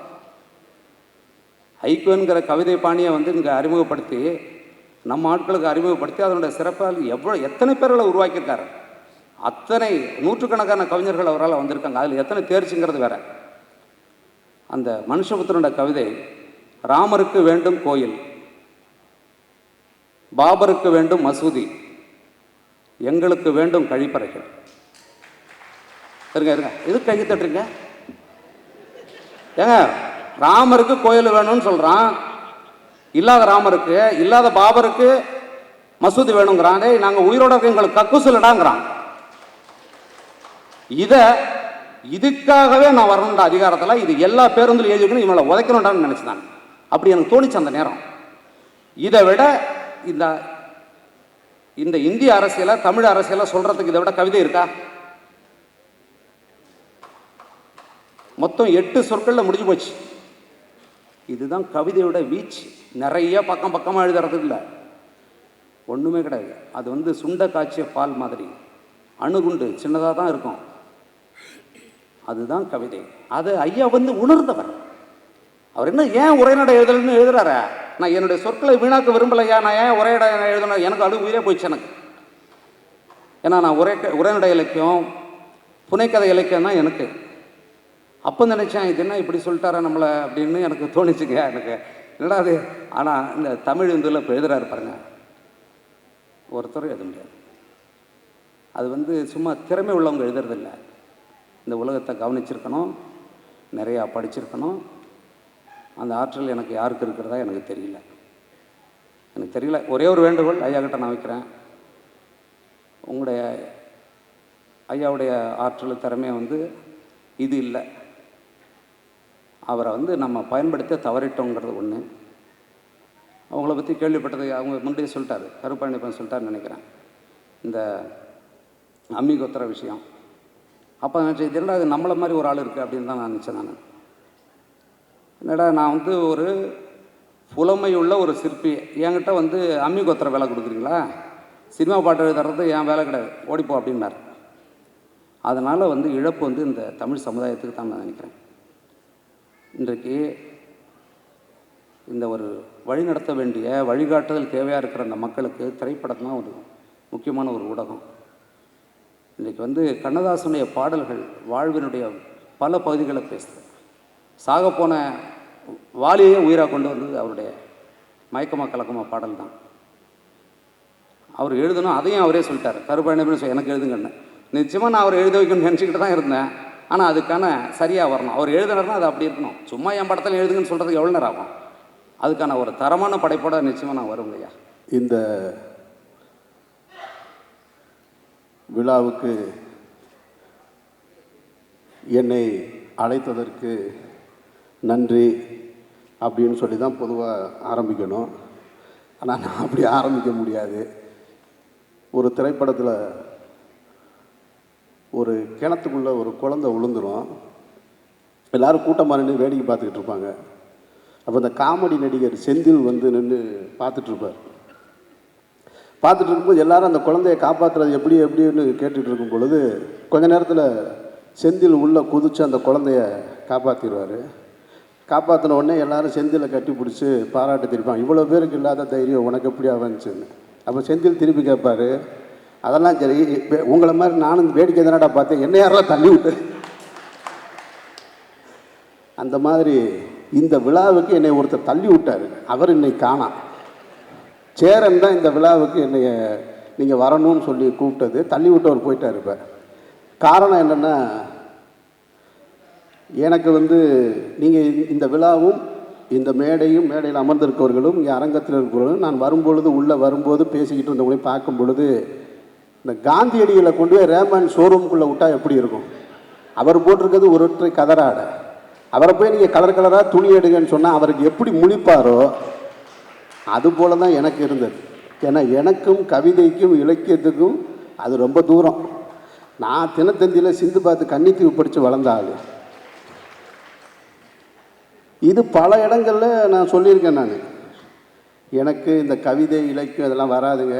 சினிமாவை பற்றி கேட்டிங்கன்னா சின்ன வயசுலேருந்து பார்த்தது பழனியப்ப சொன்ன மாதிரி பாக்கியராஜ் சார் படம், பாரதிராஜா சார் படம், பாலச்சந்தர் சார் படம்னு. இப்போ அவங்களுக்கு ஒரு பாராட்டு விழா அப்படின்னு சொன்னால் அவங்க பார்த்த படங்களில் இருக்கிற ஒரு காட்சியை எடுத்து சொல்லி பாராட்டிடலாம். ஐயாவை பற்றி பாராட்டுறதுனா நான் எந்த கவிதையை படித்தேன், எனக்கு என்ன தெரியும், எந்த இலக்கியத்தை நான் புரட்டி பார்த்தேன், ஒன்றும் தெரியலை. சரி, காலையிலேயே பழனியப்பன்ட்ட கேட்டேன் நான், ஏங்க இன்றைக்கி ஒரு ஃபங்க்ஷன் இருக்குது, இது போகலாமா, எப்படி ஏதாவது. ஆமாங்க, நான் இன்னும் புத்தகம் கூட ஒன்றுமே படிக்கலைங்க அப்படின்னாரு. நான் சொன்னேன், சரி கடைசி நேரத்துக்காக ஏதாவது படிச்சுட்டு வந்துடுவீங்க, நான் என்ன பண்ணுறதுன்னு தெரியலைங்கன்னு. எனக்கு இந்த பிரச்சனை ஒரு பக்கம். இதை தாண்டி இன்னொரு மிக முக்கியமான பிரச்சனை, ஒரு 5 மணிலேருந்து எனக்கு போராட்டம். ஏங்க இந்த விழாவுக்கு போகிறீங்களா நீங்கள் அப்படின்னு ஒரு முக்கியமான ஒரு நபர் கேட்குறாரு, இந்த சமூகத்தின் மிக முக்கியமான நபர். ஆமாங்க போகணுங்க, வண்டி வர சொல்லியிருக்கேன், இப்போ கிளம்பணுன்னு. இல்லை அதில் கொஞ்சம் சிக்கல் இருக்கும் போல இருக்கு அப்படின்னாரு. என்னங்க விழாவில் என்னங்க சிக்கல் இருக்குது அப்படின்னு கேட்டார். இல்லைங்க அதில் வந்து அது கவிக்கோவர்களுடைய இஸ்லாமிய விழா மாதிரி தெரிலங்க, பாரதிய ஜனதா கட்சியை சேர்ந்த தமிழிசை சவுந்தரராஜே இலக்கணேசன்லாம் வேறு வர்றாங்க போல இருக்குது, நீங்கள் அங்கே போகிறீங்களேன்னாங்க. இதை நினைப்பா புதுக்கூட்டை தூக்கி போடுறீங்க அப்படின்ட்டு கொஞ்ச நேரத்தில் நான் என்ன பண்ணிட்டேன், வண்டியை என்னுடைய வண்டி சர்வீஸுக்கு விட்டுருக்கறனால ஒரு வாடகை வண்டி எடுத்திருந்தேன். அந்த வண்டியை திருப்பி அனுப்பிச்சிட்டேன். திருப்பி அனுப்பிச்சிட்டு நான் ஒரு ஆலிம் ஒருத்தருக்கு, மதகுருக்கு, இஸ்லாமிய மதகுரு ஒருத்தருக்கு ஃபோனை போட்டு கேட்குறேன், நான் இந்த மாதிரி போகலான்ற இந்த விழாவுக்கு இப்படி ஒரு பத்திரிகைகளில் இந்த மாதிரி ஒரு சூழல் இருக்கிறனால போகலைன்னு. அப்போ அவர் சொன்னார், முதல்ல நீங்கள் யாராக இருக்க விரும்புகிறீங்க அப்படின்னு கேட்டார். நான் கேட்டேன், இந்த சமுதாயத்தில் ஒரு நல்ல மனிதனாகவும் இஸ்லாமிய கொள்கைகளை பின்பற்றி நடக்கக்கூடியவனாகவும் இருக்க விரும்புகிறேன் அப்படின்னு. அப்படின்னா முதல்ல கொடுத்த வாக்கை காப்பாற்றவன் இஸ்லாமியனே கிடையாது, நீங்கள் எப்படி இஸ்லாமியனாக இருக்க முடியும்? முதல்ல நீங்கள் அதை போய் நிறைவேற்றுங்க. அங்கே யார் வர்றா என்ன வர்றான்றது உங்கள் வேலையாது. நீங்கள் போங்க, கொடுத்த வாக்கை நிறைவேற்றுங்க, அந்த விழாவுக்கு போங்க, என்ன உங்களுக்கு தோணுதோ அதை நீங்கள் சொல்லிட்டு வாங்க அப்படின்னு. அதுக்கு இப்போ போன வண்டியை திருப்பி வர சொல்லி வேக வேகமாக கிளம்பி அப்படி தான் இந்த விழாவுக்கு வந்து சேர்ந்தேன். இந்த விழாவுக்கு வந்து சேர்ந்த நேரத்தில் மலேசியா அமைச்சர்கள் உட்கார்ந்துருந்தாங்க. அதுலேயும் குறிப்பாக சென்டரில் இந்த கீழே உட்கார்ந்துருக்கவர், அவர் ஐயாவோட பேர் தெரியல எனக்கு, காவி உடை அணிஞ்சு சென்டராக உட்கார்ந்துருந்தார். இவர் எந்த மடாதிபதியை சேர்ந்தவரோ இது வேறு நமக்கு ஒன்றும் புரியலை, இது எந்த மடத்துக்காரன்னு தெரியல, பேரை கேட்டால் பக்கத்தில் யார்கிட்டையும் கேட்கவும் முடியாது அப்படின்னா அவர் ஒரு கருத்து சொன்னார். அதுதான் முக்கியமான கருத்து. இங்கே நான் 3 பொய்யை பற்றி சொல்கிறேன்னு சொல்லிவிட்டு 3 பொய்ன்னு சொல்லிட்டு ஒன்று 3ஆவதாக சொன்னார், நீங்கள் இஸ்லாமியனே இல்லை அப்படின்னு. அதைத்தான் இங்கே நாங்களும் சொல்லிக்கிட்டு இருக்கோம், அவர் இஸ்லாமியர் இல்லைன்னு. நீங்கள் என்ன சொல்கிறது? எங்களை போன்றவர்கள் திரைத்துறையிலையும் இலக்கியத்திலையும் கவிதையிலையும் அல்லது அரசியல்லையும் ஈடுபடுறவங்க எல்லாத்துக்குமே இந்த இந்தியாவில் ஏற்படுற நிலைமை என்னென்னா, நாங்கள்லாம் இஸ்லாமியர்களே கிடையாதுன்னு ஒரு பக்கம் ஆலிம்கள் பூரா பத்துவா கொடுத்துக்கிட்டு இருக்காங்க. இதையெல்லாம் தாண்டி தான் நாங்கள் வர வேண்டியிருக்கு. கருப்பள்ளி பொண்ணுக்கும் பாக்கியராஜ் சாருக்கும் எங்கள் அண்ணன் சீமானுக்கும் இதெல்லாம் கிடையாது. ஆனால் இஸ்லாமியர்கள் பொதுத்தளத்தில் வந்து நின்னா அவர்கள் சந்திக்கக்கூடிய விமர்சனங்கள் வந்து ரொம்ப கடுமையானது, கொடுமையானது. அப்படிப்பட்ட ஒரு சூழலில் தான் நாங்கள் எல்லாம் நின்றுக்கிட்டு இருக்கோம். அப்படி ஒரு விமர்சனத்துக்கு உள்ளாகக்கூடிய இடத்துல ஐயா கவிக்கோ அவர்கள் எனக்கு முன்னால் இங்கே இருந்திருக்காரு அப்படின்னு நினைக்கும் பொழுது நான் கொஞ்சம், ஏன்னா நான் உள்ளே வரும் பொழுது சினிமாவுக்கு முதல்ல ஊர்லேருந்து வந்தவுடனே என்னை பேர் தான் மாற்ற சொன்னாங்க. எனக்கு ஏற்பட்ட அனுபவம் என்பது உங்கள் பேரை மாற்றிக்கிங்க, ஏன்னா சினிமாவில் ஒரு இஸ்லாமிய பேரோடு நீங்கள் இருக்கக்கூடாதுன்னு. ஏங்க இது எங்கள் அத்தா அம்மா வச்ச பேருங்க, இதை எப்படிங்க நான் மாற்ற முடியும் அப்படின்னு நான் சொன்னேன். இல்லைங்க பேரை மாற்றிக்கிங்க, இங்கே நிறையா பேர் அப்படி தான் இருக்காங்கன்னு சொல்லி. ஆனால் நான் இதே பேரோடு தான் இருந்தேன். ஆனால் எனக்கு முன்னால் ஒருத்தர் ஐயா அவர்கள் கவிக்கோ அப்துல் ரஹ்மான் என்ற பெயரோடு கவியை முன்னாலே வச்சுக்கிட்டு எனக்கெல்லாம் முன்னோடியாக இங்கே வாழ்ந்திருக்கிறார் என்பது பெருமையான ஒரு விஷயமாக இருக்கிறது. சரி என்ன பேசலாம், சரி வாழ்க்கை குறிப்பை பற்றி ஒரு புக்கு ஒன்று கொடுத்தாங்க, ஐயாவுடைய வாழ்க்கை குறிப்பு, அதை எடுத்து வச்சுருந்தேன். சரி இதை போய் அப்படியே பார்த்து மைக்கு முன்னால் நின்று அடித்து விட்ருவோம். கலைஞர் என்னமோ சொல்லியிருக்காங்க, பெரிய பெரிய அறிஞர்கள்லாம் சொல்லியிருக்காங்கன்னா அதை எஸ்பி முத்துராமன் சார் சொல்லி முடித்தார். அதுக்கப்புறம் பக்கத்தில் உட்காந்துருக்கிற மேட்ரு வேணா சரி ஒரு புக்கு படிக்கிறாப்புல பழனியப்பேன், அந்த புக்கில் இருந்து எதாவதுனா அந்த புக்கு பேரை மனப்பாடம் பண்ணுறதுக்கு எனக்கு ரொம்ப நேரமாக போராட்டமாயிருச்சு. இது சிறகுகளின் நேரம் நினைக்கிறாரு. சரி இந்த பேரையாவது குறைந்தபட்சம் போய் உச்சரிச்சுட்டு அது வருவோம் ஐயாவோட இருந்ததுக்கு அப்படின்னு. அதுக்கப்புறம் பார்த்தா இங்கே வந்து ஒருத்தர் 42 நூல் தொகுப்புகள் வெளியிட்டிருக்காங்கன்னு சொல்லி தகவல்களை சொல்லிகிட்டு இருக்காங்க. எனக்கு உண்மையிலே நான் சொல்கிறேன், நான் வெட்கப்பட்டு சொல்லக்கூடிய ஒரு விஷயம், எனக்கு இன்றைக்கி தான் தெரியும் அவர் மதுரையை சேர்ந்தவர் அப்படின்னு. அந்த அளவுக்கு தான் எனக்கும் இலக்கியத்துக்கும் கவிதைக்குமான தூரம் இருந்தது. இன்றைக்கு நான் இதை படிக்கும் பொழுது தான் மதுரையைச் சேர்ந்த ஒருவர் இன்றைக்கு இவ்வளவு பெரிய உயரத்தில் இருக்கிறார் என்பதை நான் சொல்லி இந்த மேடையில் நான் அதுக்காக வருத்தம் படுறேன். உங்ககிட்ட எல்லாம் வருத்தப்பட்டு நான் மன்னிப்பு கேட்டுக்கிறேன். ஐயா சென்று வந்த நாடுகளோட லிஸ்ட்டு ஒன்று பெருசாக இருந்தது. ஏன்னா இந்த நாடுகளுக்கெல்லாம் நாங்கள் எல்லாருமே போயிருக்கோம். இந்த இஸ்லாமிய சமூகத்தை சேர்ந்தவர்கள் எவ்வளோ பேர் போயிருக்கோம். என்ன ஏதாவது வியாபாரம் பண்ண போயிருப்போம், குருவியாக போயிட்டு வந்திருப்போம், இல்லைன்னா ஏதாவது பொருள் வியாபாரம் பண்ண வணிகம் செய்ய போயிருப்போமே தவிர கவிதையும் இலக்கியத்தையும் தமிழையும் விதைப்பதற்காக சென்ற ஒரே ஒருவர் இருக்கிறார் என்றால் அது கவிக்கோ அப்துல் ரஹ்மான் அவர்கள் தான். ஏன்னா இது இப்படி ஒருத்தர் இனிமேல் இந்த சமூகத்தில் கிடைப்பாரா என்பதே ஒரு ஆச்சரியமான ஒரு விஷயம். அதுலேயும் அந்த ஏன்னா நாங்கள்லாம் அம்மி குத்துற கூட்டத்தை சேர்ந்தவங்க, அங்கேருந்து வந்திருக்கோம். அவர்களுடைய பார்வையில் பழனியப்பன் சொன்னது மாதிரி நீங்கள் வரலன்னா எடுத்துக்கிடுவோம் உங்களுடைய கவிதைகள்லேருந்து சிலவற்றை அப்படின்னாங்க. லிங்குசாமி பக்கத்தில் உட்காந்து சொல்கிறாரு, அதெல்லாம் நிறைய எடுத்துட்டாங்க.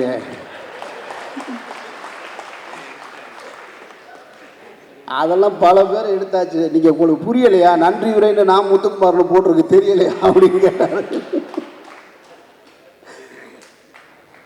ஆனால் மரியாதைக்குரிய கவிக்கோ அப்துல் ரஹ்மான் அவர்களுடைய இந்த உயர்வு இறைவன் இந்த சமூகத்தில் உங்கள் பங்களிப்பு இருக்க வேண்டும் என்பதற்காக கொடுத்தது.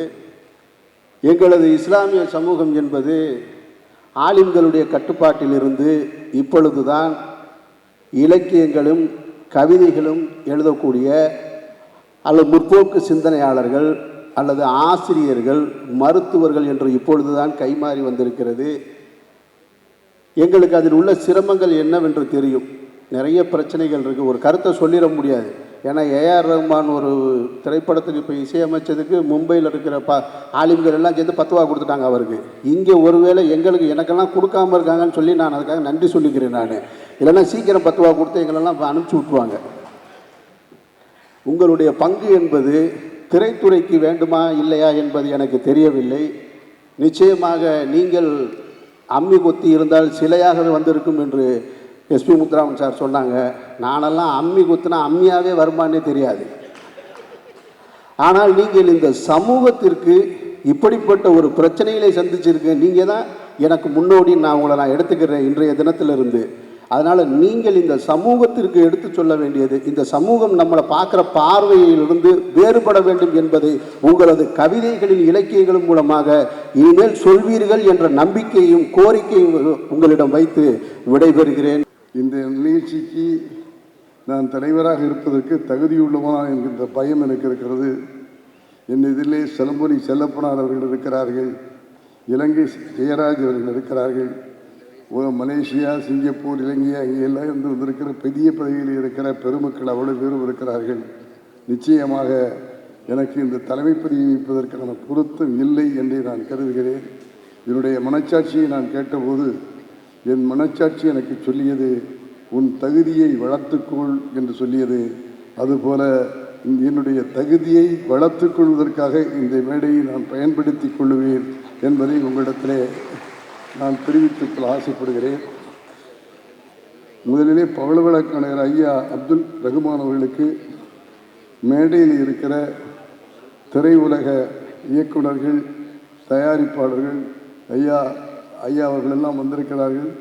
அவ்வளவுடைய சார்பிலையும் திரையுலகத்தின் வாழ்த்துக்களையும் பாராட்டுக்களையும் கைதட்டல் மூலமாக தெரிவித்துக் கொள்வோம். கைதட்டுங்கள், தாராளமாக கைதட்டுங்கள், இன்னும் தாராளமாக கைதட்டுங்கள். திரையுலகம் என்றாலே கைதட்டல் கேட்க வேண்டும். இந்த கைதட்டுங்கள், தாராளமாக கைதட்டுங்கள் என்று எங்களுக்கு சொல்லிக் கொடுத்ததே பேராசிரியர் அப்துல் காதர் ஐயா அவர்கள்தான் கைதட்டுங்கள், தாராளமாக கைதட்டுங்கள் என்று பெருமையோடும் மகிழ்ச்சியோடும் சொல்வார்கள். அவருக்கு இந்த நேரத்தில் என்னுடைய மகிழ்ச்சி கலந்த நன்றியை நான் தெரிவித்துக் கொள்கிறேன். கவிக்கோ அவர்கள் பிறந்த ஊர் மதுரை, தமிழ்ச் சங்கங்களை கண்ட ஊர். அந்த மதுரை மண் அப்துல் ரகுமானை கவிக்கோ ஆக்கிற்று. மதுரையிலே பிறந்தவர் கவிக்கோ ஆனதற்கு காரணமே மதுரை மண் என்பதை சொல்லிக்கொள்ள ஆசைப்படுகிறேன். இவரது தந்தை சையத் அகமத் உருது கவிதை எழுதும் ஆற்றல் பெற்றவர். தாய் ஜனம் பேகமும் தாத்தா சையத் அஸ்ராப்பும் உருது பாரசீக மொழிகளிலே கவிதை புனையும் ஆற்றல் பெற்றவர்கள். அவர்களின் ரத்தம் தானே அப்துல் ரகுமான் ரத்தம். அந்த பெற்றோர்கள் தாத்தாவுடைய ரத்தம் தானே நம் அப்துல் ரகுமானுடைய ரத்தம். ஆகவே அந்த ரத்தம் அப்துல் ரகுமானை கவிக்கோ அப்துல் ரகுமானாக உயர்த்தி இருக்கிறது. அது பரம்பரை ரத்தம். அந்த ரத்தத்துக்கு சொந்தமான அந்த குடும்பத்தையே கைதட்டி பாராட்டுங்கள். நமக்கு அப்துல் ரகுமான் கிடைத்திருக்கிறார். படித்த படிப்பு MA தமிழ், PhD, வாணியம்பாடி இஸ்லாமிய கல்லூரியில் 29 ஆண்டுகள் பேராசிரியர் பணி. அதில் 20 ஆண்டுகள் தமிழ் துறையினுடைய தலைவர். 1 மணி நேரம் பாடம் எடுப்பதற்கு 4 மணி நேரம் படித்து தன்னை தயார்படுத்திக் கொண்டுதான் வகுப்புக்கு ஐயா கவிக்கோ அவர்கள் வகுப்புக்கு வருவார்கள். நல்லா கேட்டுக்குங்க. 1 மணி நேரம் பாடம் எடுக்க 4 மணி நேரம் இவர் படித்துவிட்டு மாணவர்களுக்கு சொல்லிக்க விடுகிற அந்த காலத்து ஆசிரியர், அந்த காலத்து பேராசிரியர் நம்முடைய கவிக்கோ அவர்கள். இவர் பாடம் எடுக்கும்போது வகுப்பிலே மாணவர்கள் மட்டும் இருக்க மாட்டார்களாம். இதெல்லாம் என்னுடைய நண்பர் ராம்தாஸ் அவர்கள் சொல்லியது. ஏன்னா ராம்தாஸ் வைகோ அவர்களுடைய மாணவர். அதுக்காக ஒரு தடவை கை தரேன். எங்கள் டைரக்டரே ஒருத்தர் மாணவர். வகுப்பிலே மாணவர்கள் மட்டும் இருக்க மாட்டார்கள். மாணவர்களுக்கு பின்னாலே அந்த கல்லூரியிலே பணியாற்றுகிற 25 பேராசிரியர்களும் இருந்து ஐயாவுனத்தை பாடத்தை கேட்பார்கள், கற்றுக்கொள்வார்கள் என்றால் அவருடைய பேராசிரியர் தன்மை எப்படி இருந்திருக்கும் என்பதை நீங்கள் பாருங்கள். இந்த இடத்திலே மகிழ்ச்சியோடு சொல்லிக்கொள்ள ஆசைப்படுகிறேன். இவர் மாணவர்களை பணம் சம்பாதிக்கும் ஒரு இயந்திரமாக உருவாக்கவில்லை. நல்லா கேட்டுங்க. இப்போ எல்லாம் என்ன நடக்குதுன்னா, வேலைக்கு போகணும், பணம் சம்பாதிக்கணுங்கிறதுக்கு தான் படிப்பு சொல்லித் தர்றாங்களே தவிர மற்றதுக்கு படிப்பு சொல்லிக் கொடுக்கல. ஆகவே நம்முடைய கவிக்கோ அவர்கள் மாணவர்கள் பணம் சம்பாதிக்க வேண்டும் முறையிலே அவர் கற்றுக் கொடுக்கவில்லை. அந்த மாணவர்களை மனித நேயமுள்ள மனிதர்களாக அவர் உருவாக்கினார். அவர் தான் இந்த பேராசிரியர்.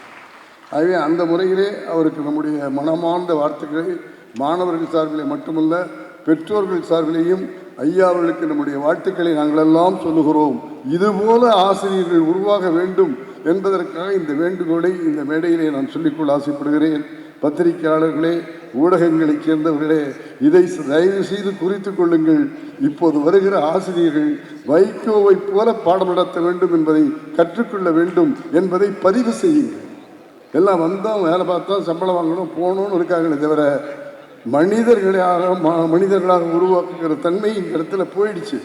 ஏதோ வந்தால் சிலபஸை பார்த்தா பாடம் சொல்லி கொடுத்துட்டோன்னு போயிட்டு இருக்கிறாங்க. அதல்ல பாடம்.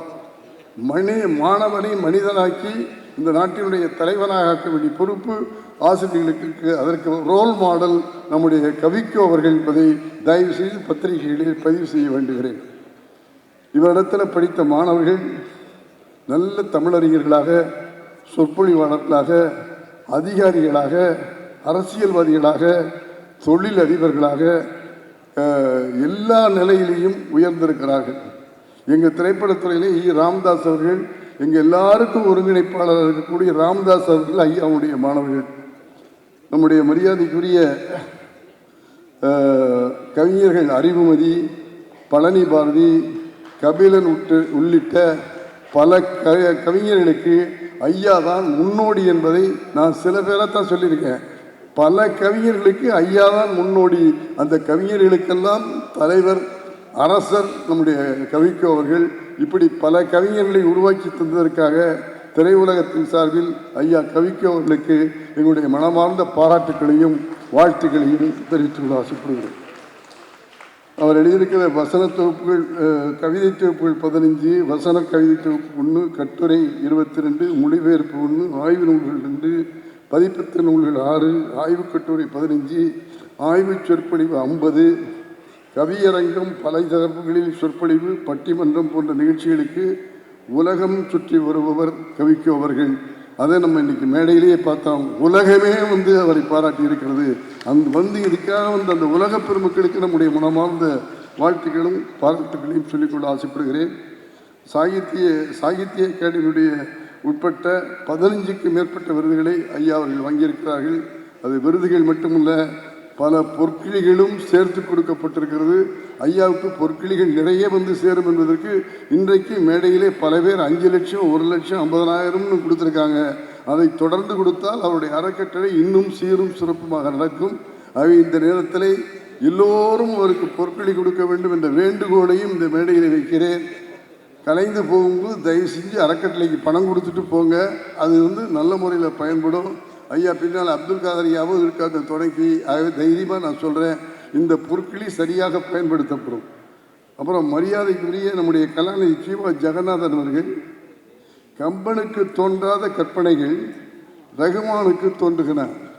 நல்லா கேட்டுங்க, ஐயா கீவாஜா சொல்லியிருக்காங்க, கம்பனுக்கு தோன்றாத கற்பனைகள் ரகுமானுக்கு தோன்றுகின்றன. கைதட்ட மாட்டீங்களா? ஐயாவை பாராட்ட நல்லா கைதட்டி விட்டாங்க. சினிமாக்காரங்க கைதட்டினா தான் எங்களுக்கு ஒரு உற்சாகமே வரும். அப்படிப்பட்ட கீவாஜா அவர்கள் இப்படி கூறியிருக்கிறார்கள். அடுத்து தமிழறிஞர் ராசா ஞானசம்பந்தம் அவர்கள், ரகுமான், கவியரங்குகளில் நீ எப்போதும் பிறரையெல்லாம் வெல்லுவாய், இன்று உன்னையே வென்று விட்டாய். மற்றவங்களை ஜெயிப்பாரு, இன்னைக்கு நீ பாடின கவியரங்கம் உன்னையே நீ ஜெயிச்சிட்டான்னு ஆசா ஞானசம்பந்தம் ஐயா சொல்லியிருக்காங்க. கவிஞரசர் கண்ணதாசன் அவர்கள், நான் கலி ஜிப்ராவை படிக்கும் போதெல்லாம் தமிழில் இப்படி ஒரு எழுத்தாளர் யாரும் இல்லையே என்று நான் ஏங்குவேன். அந்த ஏக்கம் எனக்கு இப்போது இல்லை. ஏனென்றால் அப்துல் ரஹ்மான் வந்துவிட்டார், அவர்தான் இந்தியாவுடைய ஜீவான் என்று கண்ணதாசன் அவர்கள் பாராட்டியிருக்கிறார். நம்முடைய முத்தமிழ் அறிஞர் டாக்டர் கலைஞர் அவர்கள் நாளைக்கு நேராக பாராட்ட போகிறாரு. அதுக்கு முன்னால் அவர் பாராட்டியிருக்கிற ஒரு இதை மட்டும் சொல்கிறேன்.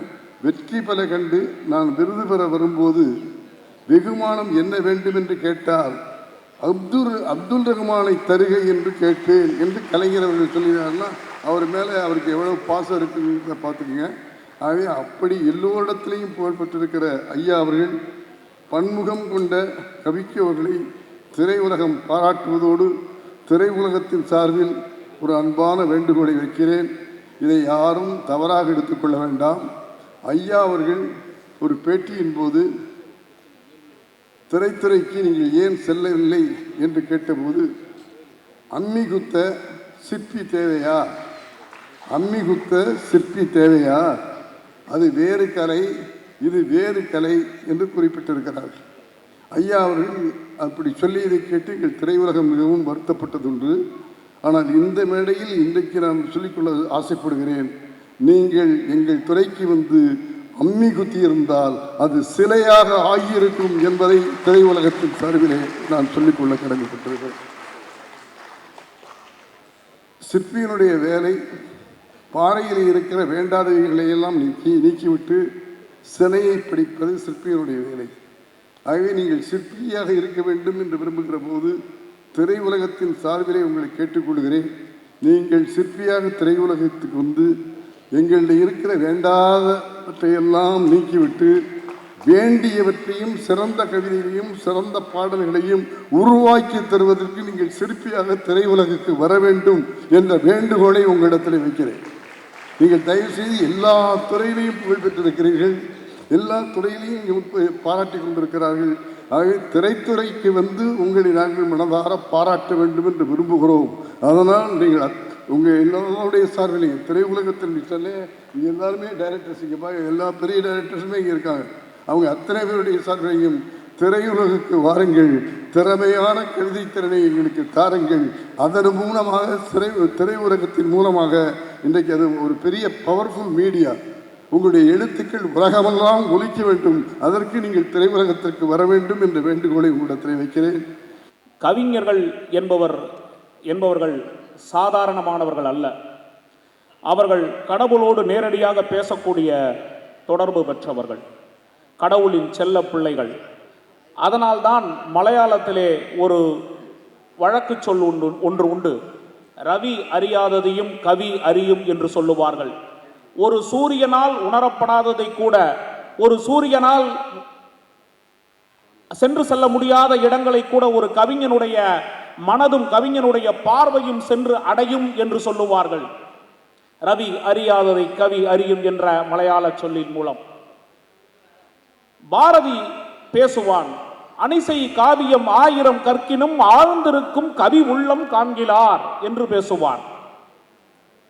நாம் எத்தனையோ காவியங்களை படிக்கின்றோம், அத்தனை காவியங்களையும் மேலோட்டமாக படித்துக் கொண்டே போகிறோமே தவிர அந்த காவியங்களை எழுதுகிற கவிஞனுடைய உள்ளம் எதை நோக்கி அந்த படைப்பை படைத்திருக்கிறது என்பதை ஒரு நிமிடம் சிந்தித்து பார்க்கிறோமா என்று சொன்னால் கொஞ்சம் குறைவாகத்தான் இருக்கிறது. நண்பர்களே, 1330 திருக்குறள்களை படைத்த திருவள்ளுவனுடைய கவி உள்ளம் எந்த குறளிலே இருக்கும் என்று நான் சிந்தித்து பார்க்கிறேன். எனக்கு தோன்றிய வரையில் பிறப்புக்கும் எல்லா உயிருக்கும் சிறப்பொவ்வா செய்தொழில் வேற்றுமையால் என்று சொன்னானே, அந்த ஒரு குறளிலே தான் சமூக வேறுபாடுகளை கலைந்து பிறப்பால் மனிதன் உயர்வு தாழ்வு பெறுவதில்லை, பிறப்புக்கும் எல்லா உயிர்க்கும் என்கின்ற இந்த ஒரு செய்தியை இந்த சமூகத்திற்கு சொல்லிவிட்டு போவதற்காகத்தான் வள்ளுவன் என்கின்ற ஒரு மகா கவிஞனின் அவதாரம் நிகழ்ந்திருப்பதாக நான் உணர்கிறேன். கம்பராமாயணத்திலே 10,000 பாடல்கள் இருக்கின்றன. அந்த 10,000 பாடல்களிலே கம்பனுடைய கவி உள்ளம் எந்த பாட்டிலே இருக்கிறது, அவனுடைய எந்த வரியிலே ஆழ்ந்திருக்கும் அந்த கவி உள்ளத்தை காண முடியும் என்று நான் சிந்தித்து திருப்பி புரட்டி படிக்கும் பொழுது, வசிஷ்டன் என்ற குருவின் மூலம் ராமனுக்கு அறிவுரை சொல்லுகிறான் கம்பன். யாரோடும் பகை கொள்ளலன் என்றபின் போர் ஒடுங்கும் புகழ் ஒடுங்காது என்று சொன்னான். ஒரு அரச குருவானவன் ஒரு அரசனாக போகிறவனுக்கு சொல்லுகிற அறிவுரை என்ன பாருங்கள். நீ நிறைய இடங்களை பிடிக்க வேண்டும், நீ நிறைய ராஜ்யங்களை பிடிக்க வேண்டும், நீ மண்ணாசை கொண்டு போட்டியிட்டு மற்ற மன்னர்களை வென்றியிட்டு மண்டியிட செய்ய வேண்டும் என்றெல்லாம் சொல்ல வேண்டிய ஒருவன், அரச குரு சொல்லுகிறான், யாரோடும் பகை கொள்ளலன், நீ யாரோடும் பகைமை பாராட்டாதே, யாரோடும் பகை கொள்ளலன் என்ற பின் போர் ஒடுங்கும் புகழ் ஒடுங்காது என்று சொல்லுகிறான். ஒரு அரச குரு ஒரு அரச குமாரனுக்கு செய்கின்ற அறிவுரையா? இல்லை, ஒரு கவிஞன் தன் சககாலத்து அரசர்களுக்கு செய்கிற அறிவுரை. சேர சோழ பாண்டியர்களே, உங்களுக்குள் சண்டையிட்டு மாண்டு போகிறீர்களே, நீங்கள் மாண்டு போவதை தமிழ் இனம் ஒருவனுக்கொருவன் அடித்துக்கொண்டு சாவதை தடுக்க வேண்டும் என்று சொன்னால் நீங்கள் பகைமை பாராட்டாதீர்கள், பகைமை பாராட்டாமல் இருந்தால் உங்கள் புகழ் ஒடுங்காது, உங்கள் புகழ் மேலோங்கும் என்று கம்பன் சொன்னான். பாரதி விடுதலை போராட்டத்திலே அத்தனை பாடல்களை எழுதினான். ஆனால் அவனுடைய கவி உள்ளம் எந்த பாட்டிலே இருக்கும் என்று சிந்தித்து பார்க்கும் பொழுது, எந்த வரியிலே இருக்கும் என்று சிந்தித்து பார்க்கும் பொழுது, நண்பர்களே, எனக்கு தோன்றியது, பூமியிலே மானுடர்கால் நீவிர் என்பதத்தை கை கொன்மின், பாடுபடல் வேண்டாம் ஊனுடலை வருத்தாதீர், உணவு இயற்கை கொடுக்கும், உங்களுக்கு தொழில் இங்கே அன்பு செய்தல் கண்டீர் என்று சொன்னான். ஒரு அடிமை தேசத்திலே இந்த தேசம் அடிமைப்பட்டு கிடக்கிறது என்பதற்கான சுய பிரஜை கொஞ்சம் கூட இல்லாமல் ஒரு மனிதன் தன்னுடைய தேசத்திற்காக பாடுபட வேண்டும் என்ற உணர்வே இல்லாமல் வெள்ளையனுக்கு கால் நக்கி பிழைத்துக் கொண்டிருக்கக்கூடிய சமூகத்தை பார்த்து, உன்னுடைய சக மனிதன் இவன் மீது அன்பு செலுத்து, ஒவ்வொரு மனிதனும் ஒவ்வொரு மனிதன் மீது அன்பு செலுத்தி விட்டால் ஆண்டான் அடிமை என்கின்ற போக்கே இருக்காது என்கிற செய்தியை இந்த மக்களுக்கு உணர்த்துவதற்காகத்தான் பாரதியினுடைய அவதாரம் நிகழ்ந்ததோ என்று கூட நான் சிந்தித்து பார்ப்பதுண்டு. கம்பன், இளங்கோ, பாரதி என்ற ஒரு வரிசையை நான் கண்டேன் என்று கண்ணதாசன் சொன்னாரே, அந்த மரபிலே வந்த கவிக்கோ அவர்களுடைய கவி உள்ளம் எந்த வரியிலே இருக்கும் என்பதற்காக நானும் அல்லும் பகலுமாக தேடி தேடி அவருடைய வரிகளை எல்லாம் திருப்பி திருப்பி படிக்கும் பொழுது எனக்கு ஒரு வரி தோன்றிற்று. அண்ணன் சீமான் அவர்கள் பேசும்பொழுது கூட அவருடைய கட்சியினுடைய சுவரொட்டிகளில் எல்லாம் அவருடைய முழக்கங்களில் எல்லாம் பார்த்திருக்கிறேன், இருப்பாய் தமிழா நெருப்பாய் என்று அவர் சொல்லி இருப்பார். தமிழா நீ இருக்கும் வரை நெருப்பாக இருக்க வேண்டும் என்றுதான் சொல்லி இருக்கிறார். ஆனால் கவிக்கோ அவர்களோ அதை விட ஒரு படி மேலே போய் ஒரு வரி சொல்லுகிறார். இந்த வரியிலே தான் அவருடைய ஆழ்ந்த கவி உள்ளம் அடங்கி இருக்கும் என்று நான் உணர்கிறேன். உன் சாவில் சாம்பலை அல்ல நெருப்பை விட்டு செல் என்று சொல்லி இருக்கிறார். நீ இருக்கும் வரைக்கும் சுய உணர்வோடு போராடுவது, நீ இருக்கும் வரைக்கும் ஒரு தன்மானத்தோடு போராடுவது, நீ இருக்கும் வரைக்கும் உன்னுடைய சார்ந்த பிரச்சனைகளுக்காக போராடுவது அல்ல. நீ சற்ற பின்னாலும் உன்னுடைய நீ விட்டு செல்லுகிற நெருப்பானது உன் பின்னால் 1000 போராளிகளை உருவாக்க வேண்டும். அவர்கள் இந்த மண்ணுக்காகவும் இந்த மொழிக்காகவும் இந்த இனத்திற்காகவும் போராட வேண்டும் என்கின்ற, இந்த சமுதாயத்தை மேம்படுத்த வேண்டும் என்கின்ற ஒரு சிந்தனை உன் சாவில் சாம்பலை அல்ல நெருப்பை விட்டு செல் என்கின்ற அந்த ஒரு ஒற்றை வரியிலே எனக்கு தெரிகிறது. பாரதி சொன்னான், அக்னி கொஞ்சொன்று கண்டேன் அதை ஆங்கோர் காட்டில் பொந்தடை வைத்தேன், வெந்து தணிந்தது காடு தழல் வீரத்தில் குஞ்சென்று மூப்பென்று முண்டோ தத்தர்கிட தித்தோம் என்று சொன்னான். ஒரு சமூக பிரச்சனைகளை களைய வேண்டும் என்று சொன்னால், சமூகத்தினுடைய மாற்றத்தை முன்னெடுத்து செல்ல வேண்டும் என்று சொன்னால், ஒரு சமூகத்தில் ஒரு புரட்சியை உண்டாக்க வேண்டும் என்று சொன்னால், அந்த நெருப்பானது அணையாமல் பார்த்துக் கொள்ள வேண்டும். நாம் மறைந்த பின்னால் அந்த நெருப்பு அணைந்து விட்டது என்று சொன்னால் நாம் வாழ்ந்த வாழ்க்கைக்கு அர்த்தம் இல்லாமல் போய்விடும். பாரதி என்கின்ற நெருப்பை இன்றைக்கு நாம் சுமந்து கொண்டிருக்கிறோமே நமது நெஞ்சில், பாரதிதாசன் என்கின்ற நெருப்பை நாம் சுமந்து கொண்டிருக்கிறோமே நமது நெஞ்சில், அதே போல் கவிக்கோ அப்துல் ரஹ்மான் என்கின்ற நெருப்பும் நமது நெஞ்சிலே இருக்கும். அந்த இருத்தலுக்கான வரிகள் தான் உன் சாவில் சாம்பலை அல்ல நெருப்பை விட்டு செல் என்கின்ற அந்த ஒரு வரி. அந்த வரியிலே கவிஞருடைய ஆழ்ந்திருக்கும் கவி உள்ளத்தை காண்கிறேன். கவிஞர்கள் எப்பொழுதுமே பேராசை பிடித்தவர்கள். 30 கோடி ஜனங்களின் சங்கம் முழுமைக்கும் பொது உடைமை, ஒப்பிலாத சமுதாயம் உலகத்திற்கு ஒரு புதுமை என்று பாரதி சொன்னான். அந்த ஒப்பிலாத சமுதாயம் எப்படி இருக்க வேண்டும் என்று கவிக்கோ ஆசைப்படுகிறார் என்ற அந்த ஒரு ஒற்றை கவிதையை மட்டும், அவருடைய கவிதையை வாசித்து காட்டிவிட்டு என்னுடைய உரையை நிறைவு செய்தால் அது அவருடைய இந்த பிறந்த நாள் விழாவுக்கு நான் செய்கிற ஒரு சிறந்த பாராட்டாக இருக்கும் என்று நம்புகிறேன். கவிஞர் கவிக்கோ ஆசைப்படுகிற ஒரு சமுதாயம், ஒப்பிலாத சமுதாயம்.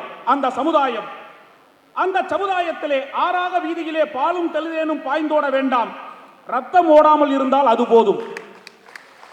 ஆறாக வீதியிலே பாலும் தேனும் பாய்ந்து ஓட வேண்டாம், ரத்தம் ஓடாமல் இருந்தால் அது போதும். அங்கே எழுத்துக்கு தடை இருக்கும். இந்த வரியை படித்தவுடன் ஆச்சரியப்பட்டு போனேன்.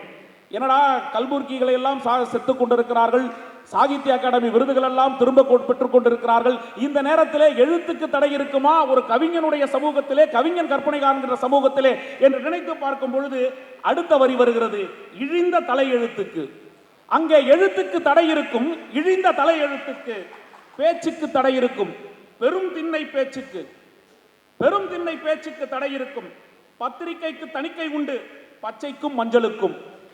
பொதுக்கூட்ட தடை உண்டு, பருவ ஆண் பெண்ணுக்கு. பொதுக்கூட்ட தடை உண்டு. பீச் எல்லாம் நல்லா சுத்தமா இருக்கும்னு நினைக்கிறேன். ஐயாவுடைய கனவு சமுதாயத்திலே பீச்சுகள், திரையரங்கங்கள், ஷாப்பிங் மால்கள் போன்றவை மிக சுத்தமாக இருக்கும். பொதுக்கூட்ட தடை உண்டு, பருவ ஆணுக்கும் பெண்ணுக்கும். கண்ட இடத்தில் கட்சி கொடியேற்ற கட்டாயம் தடை உண்டு, உடைக்கு பயன்படாது, ஊதாரித்தனமாக துணிக்கு செலவாவதனால்.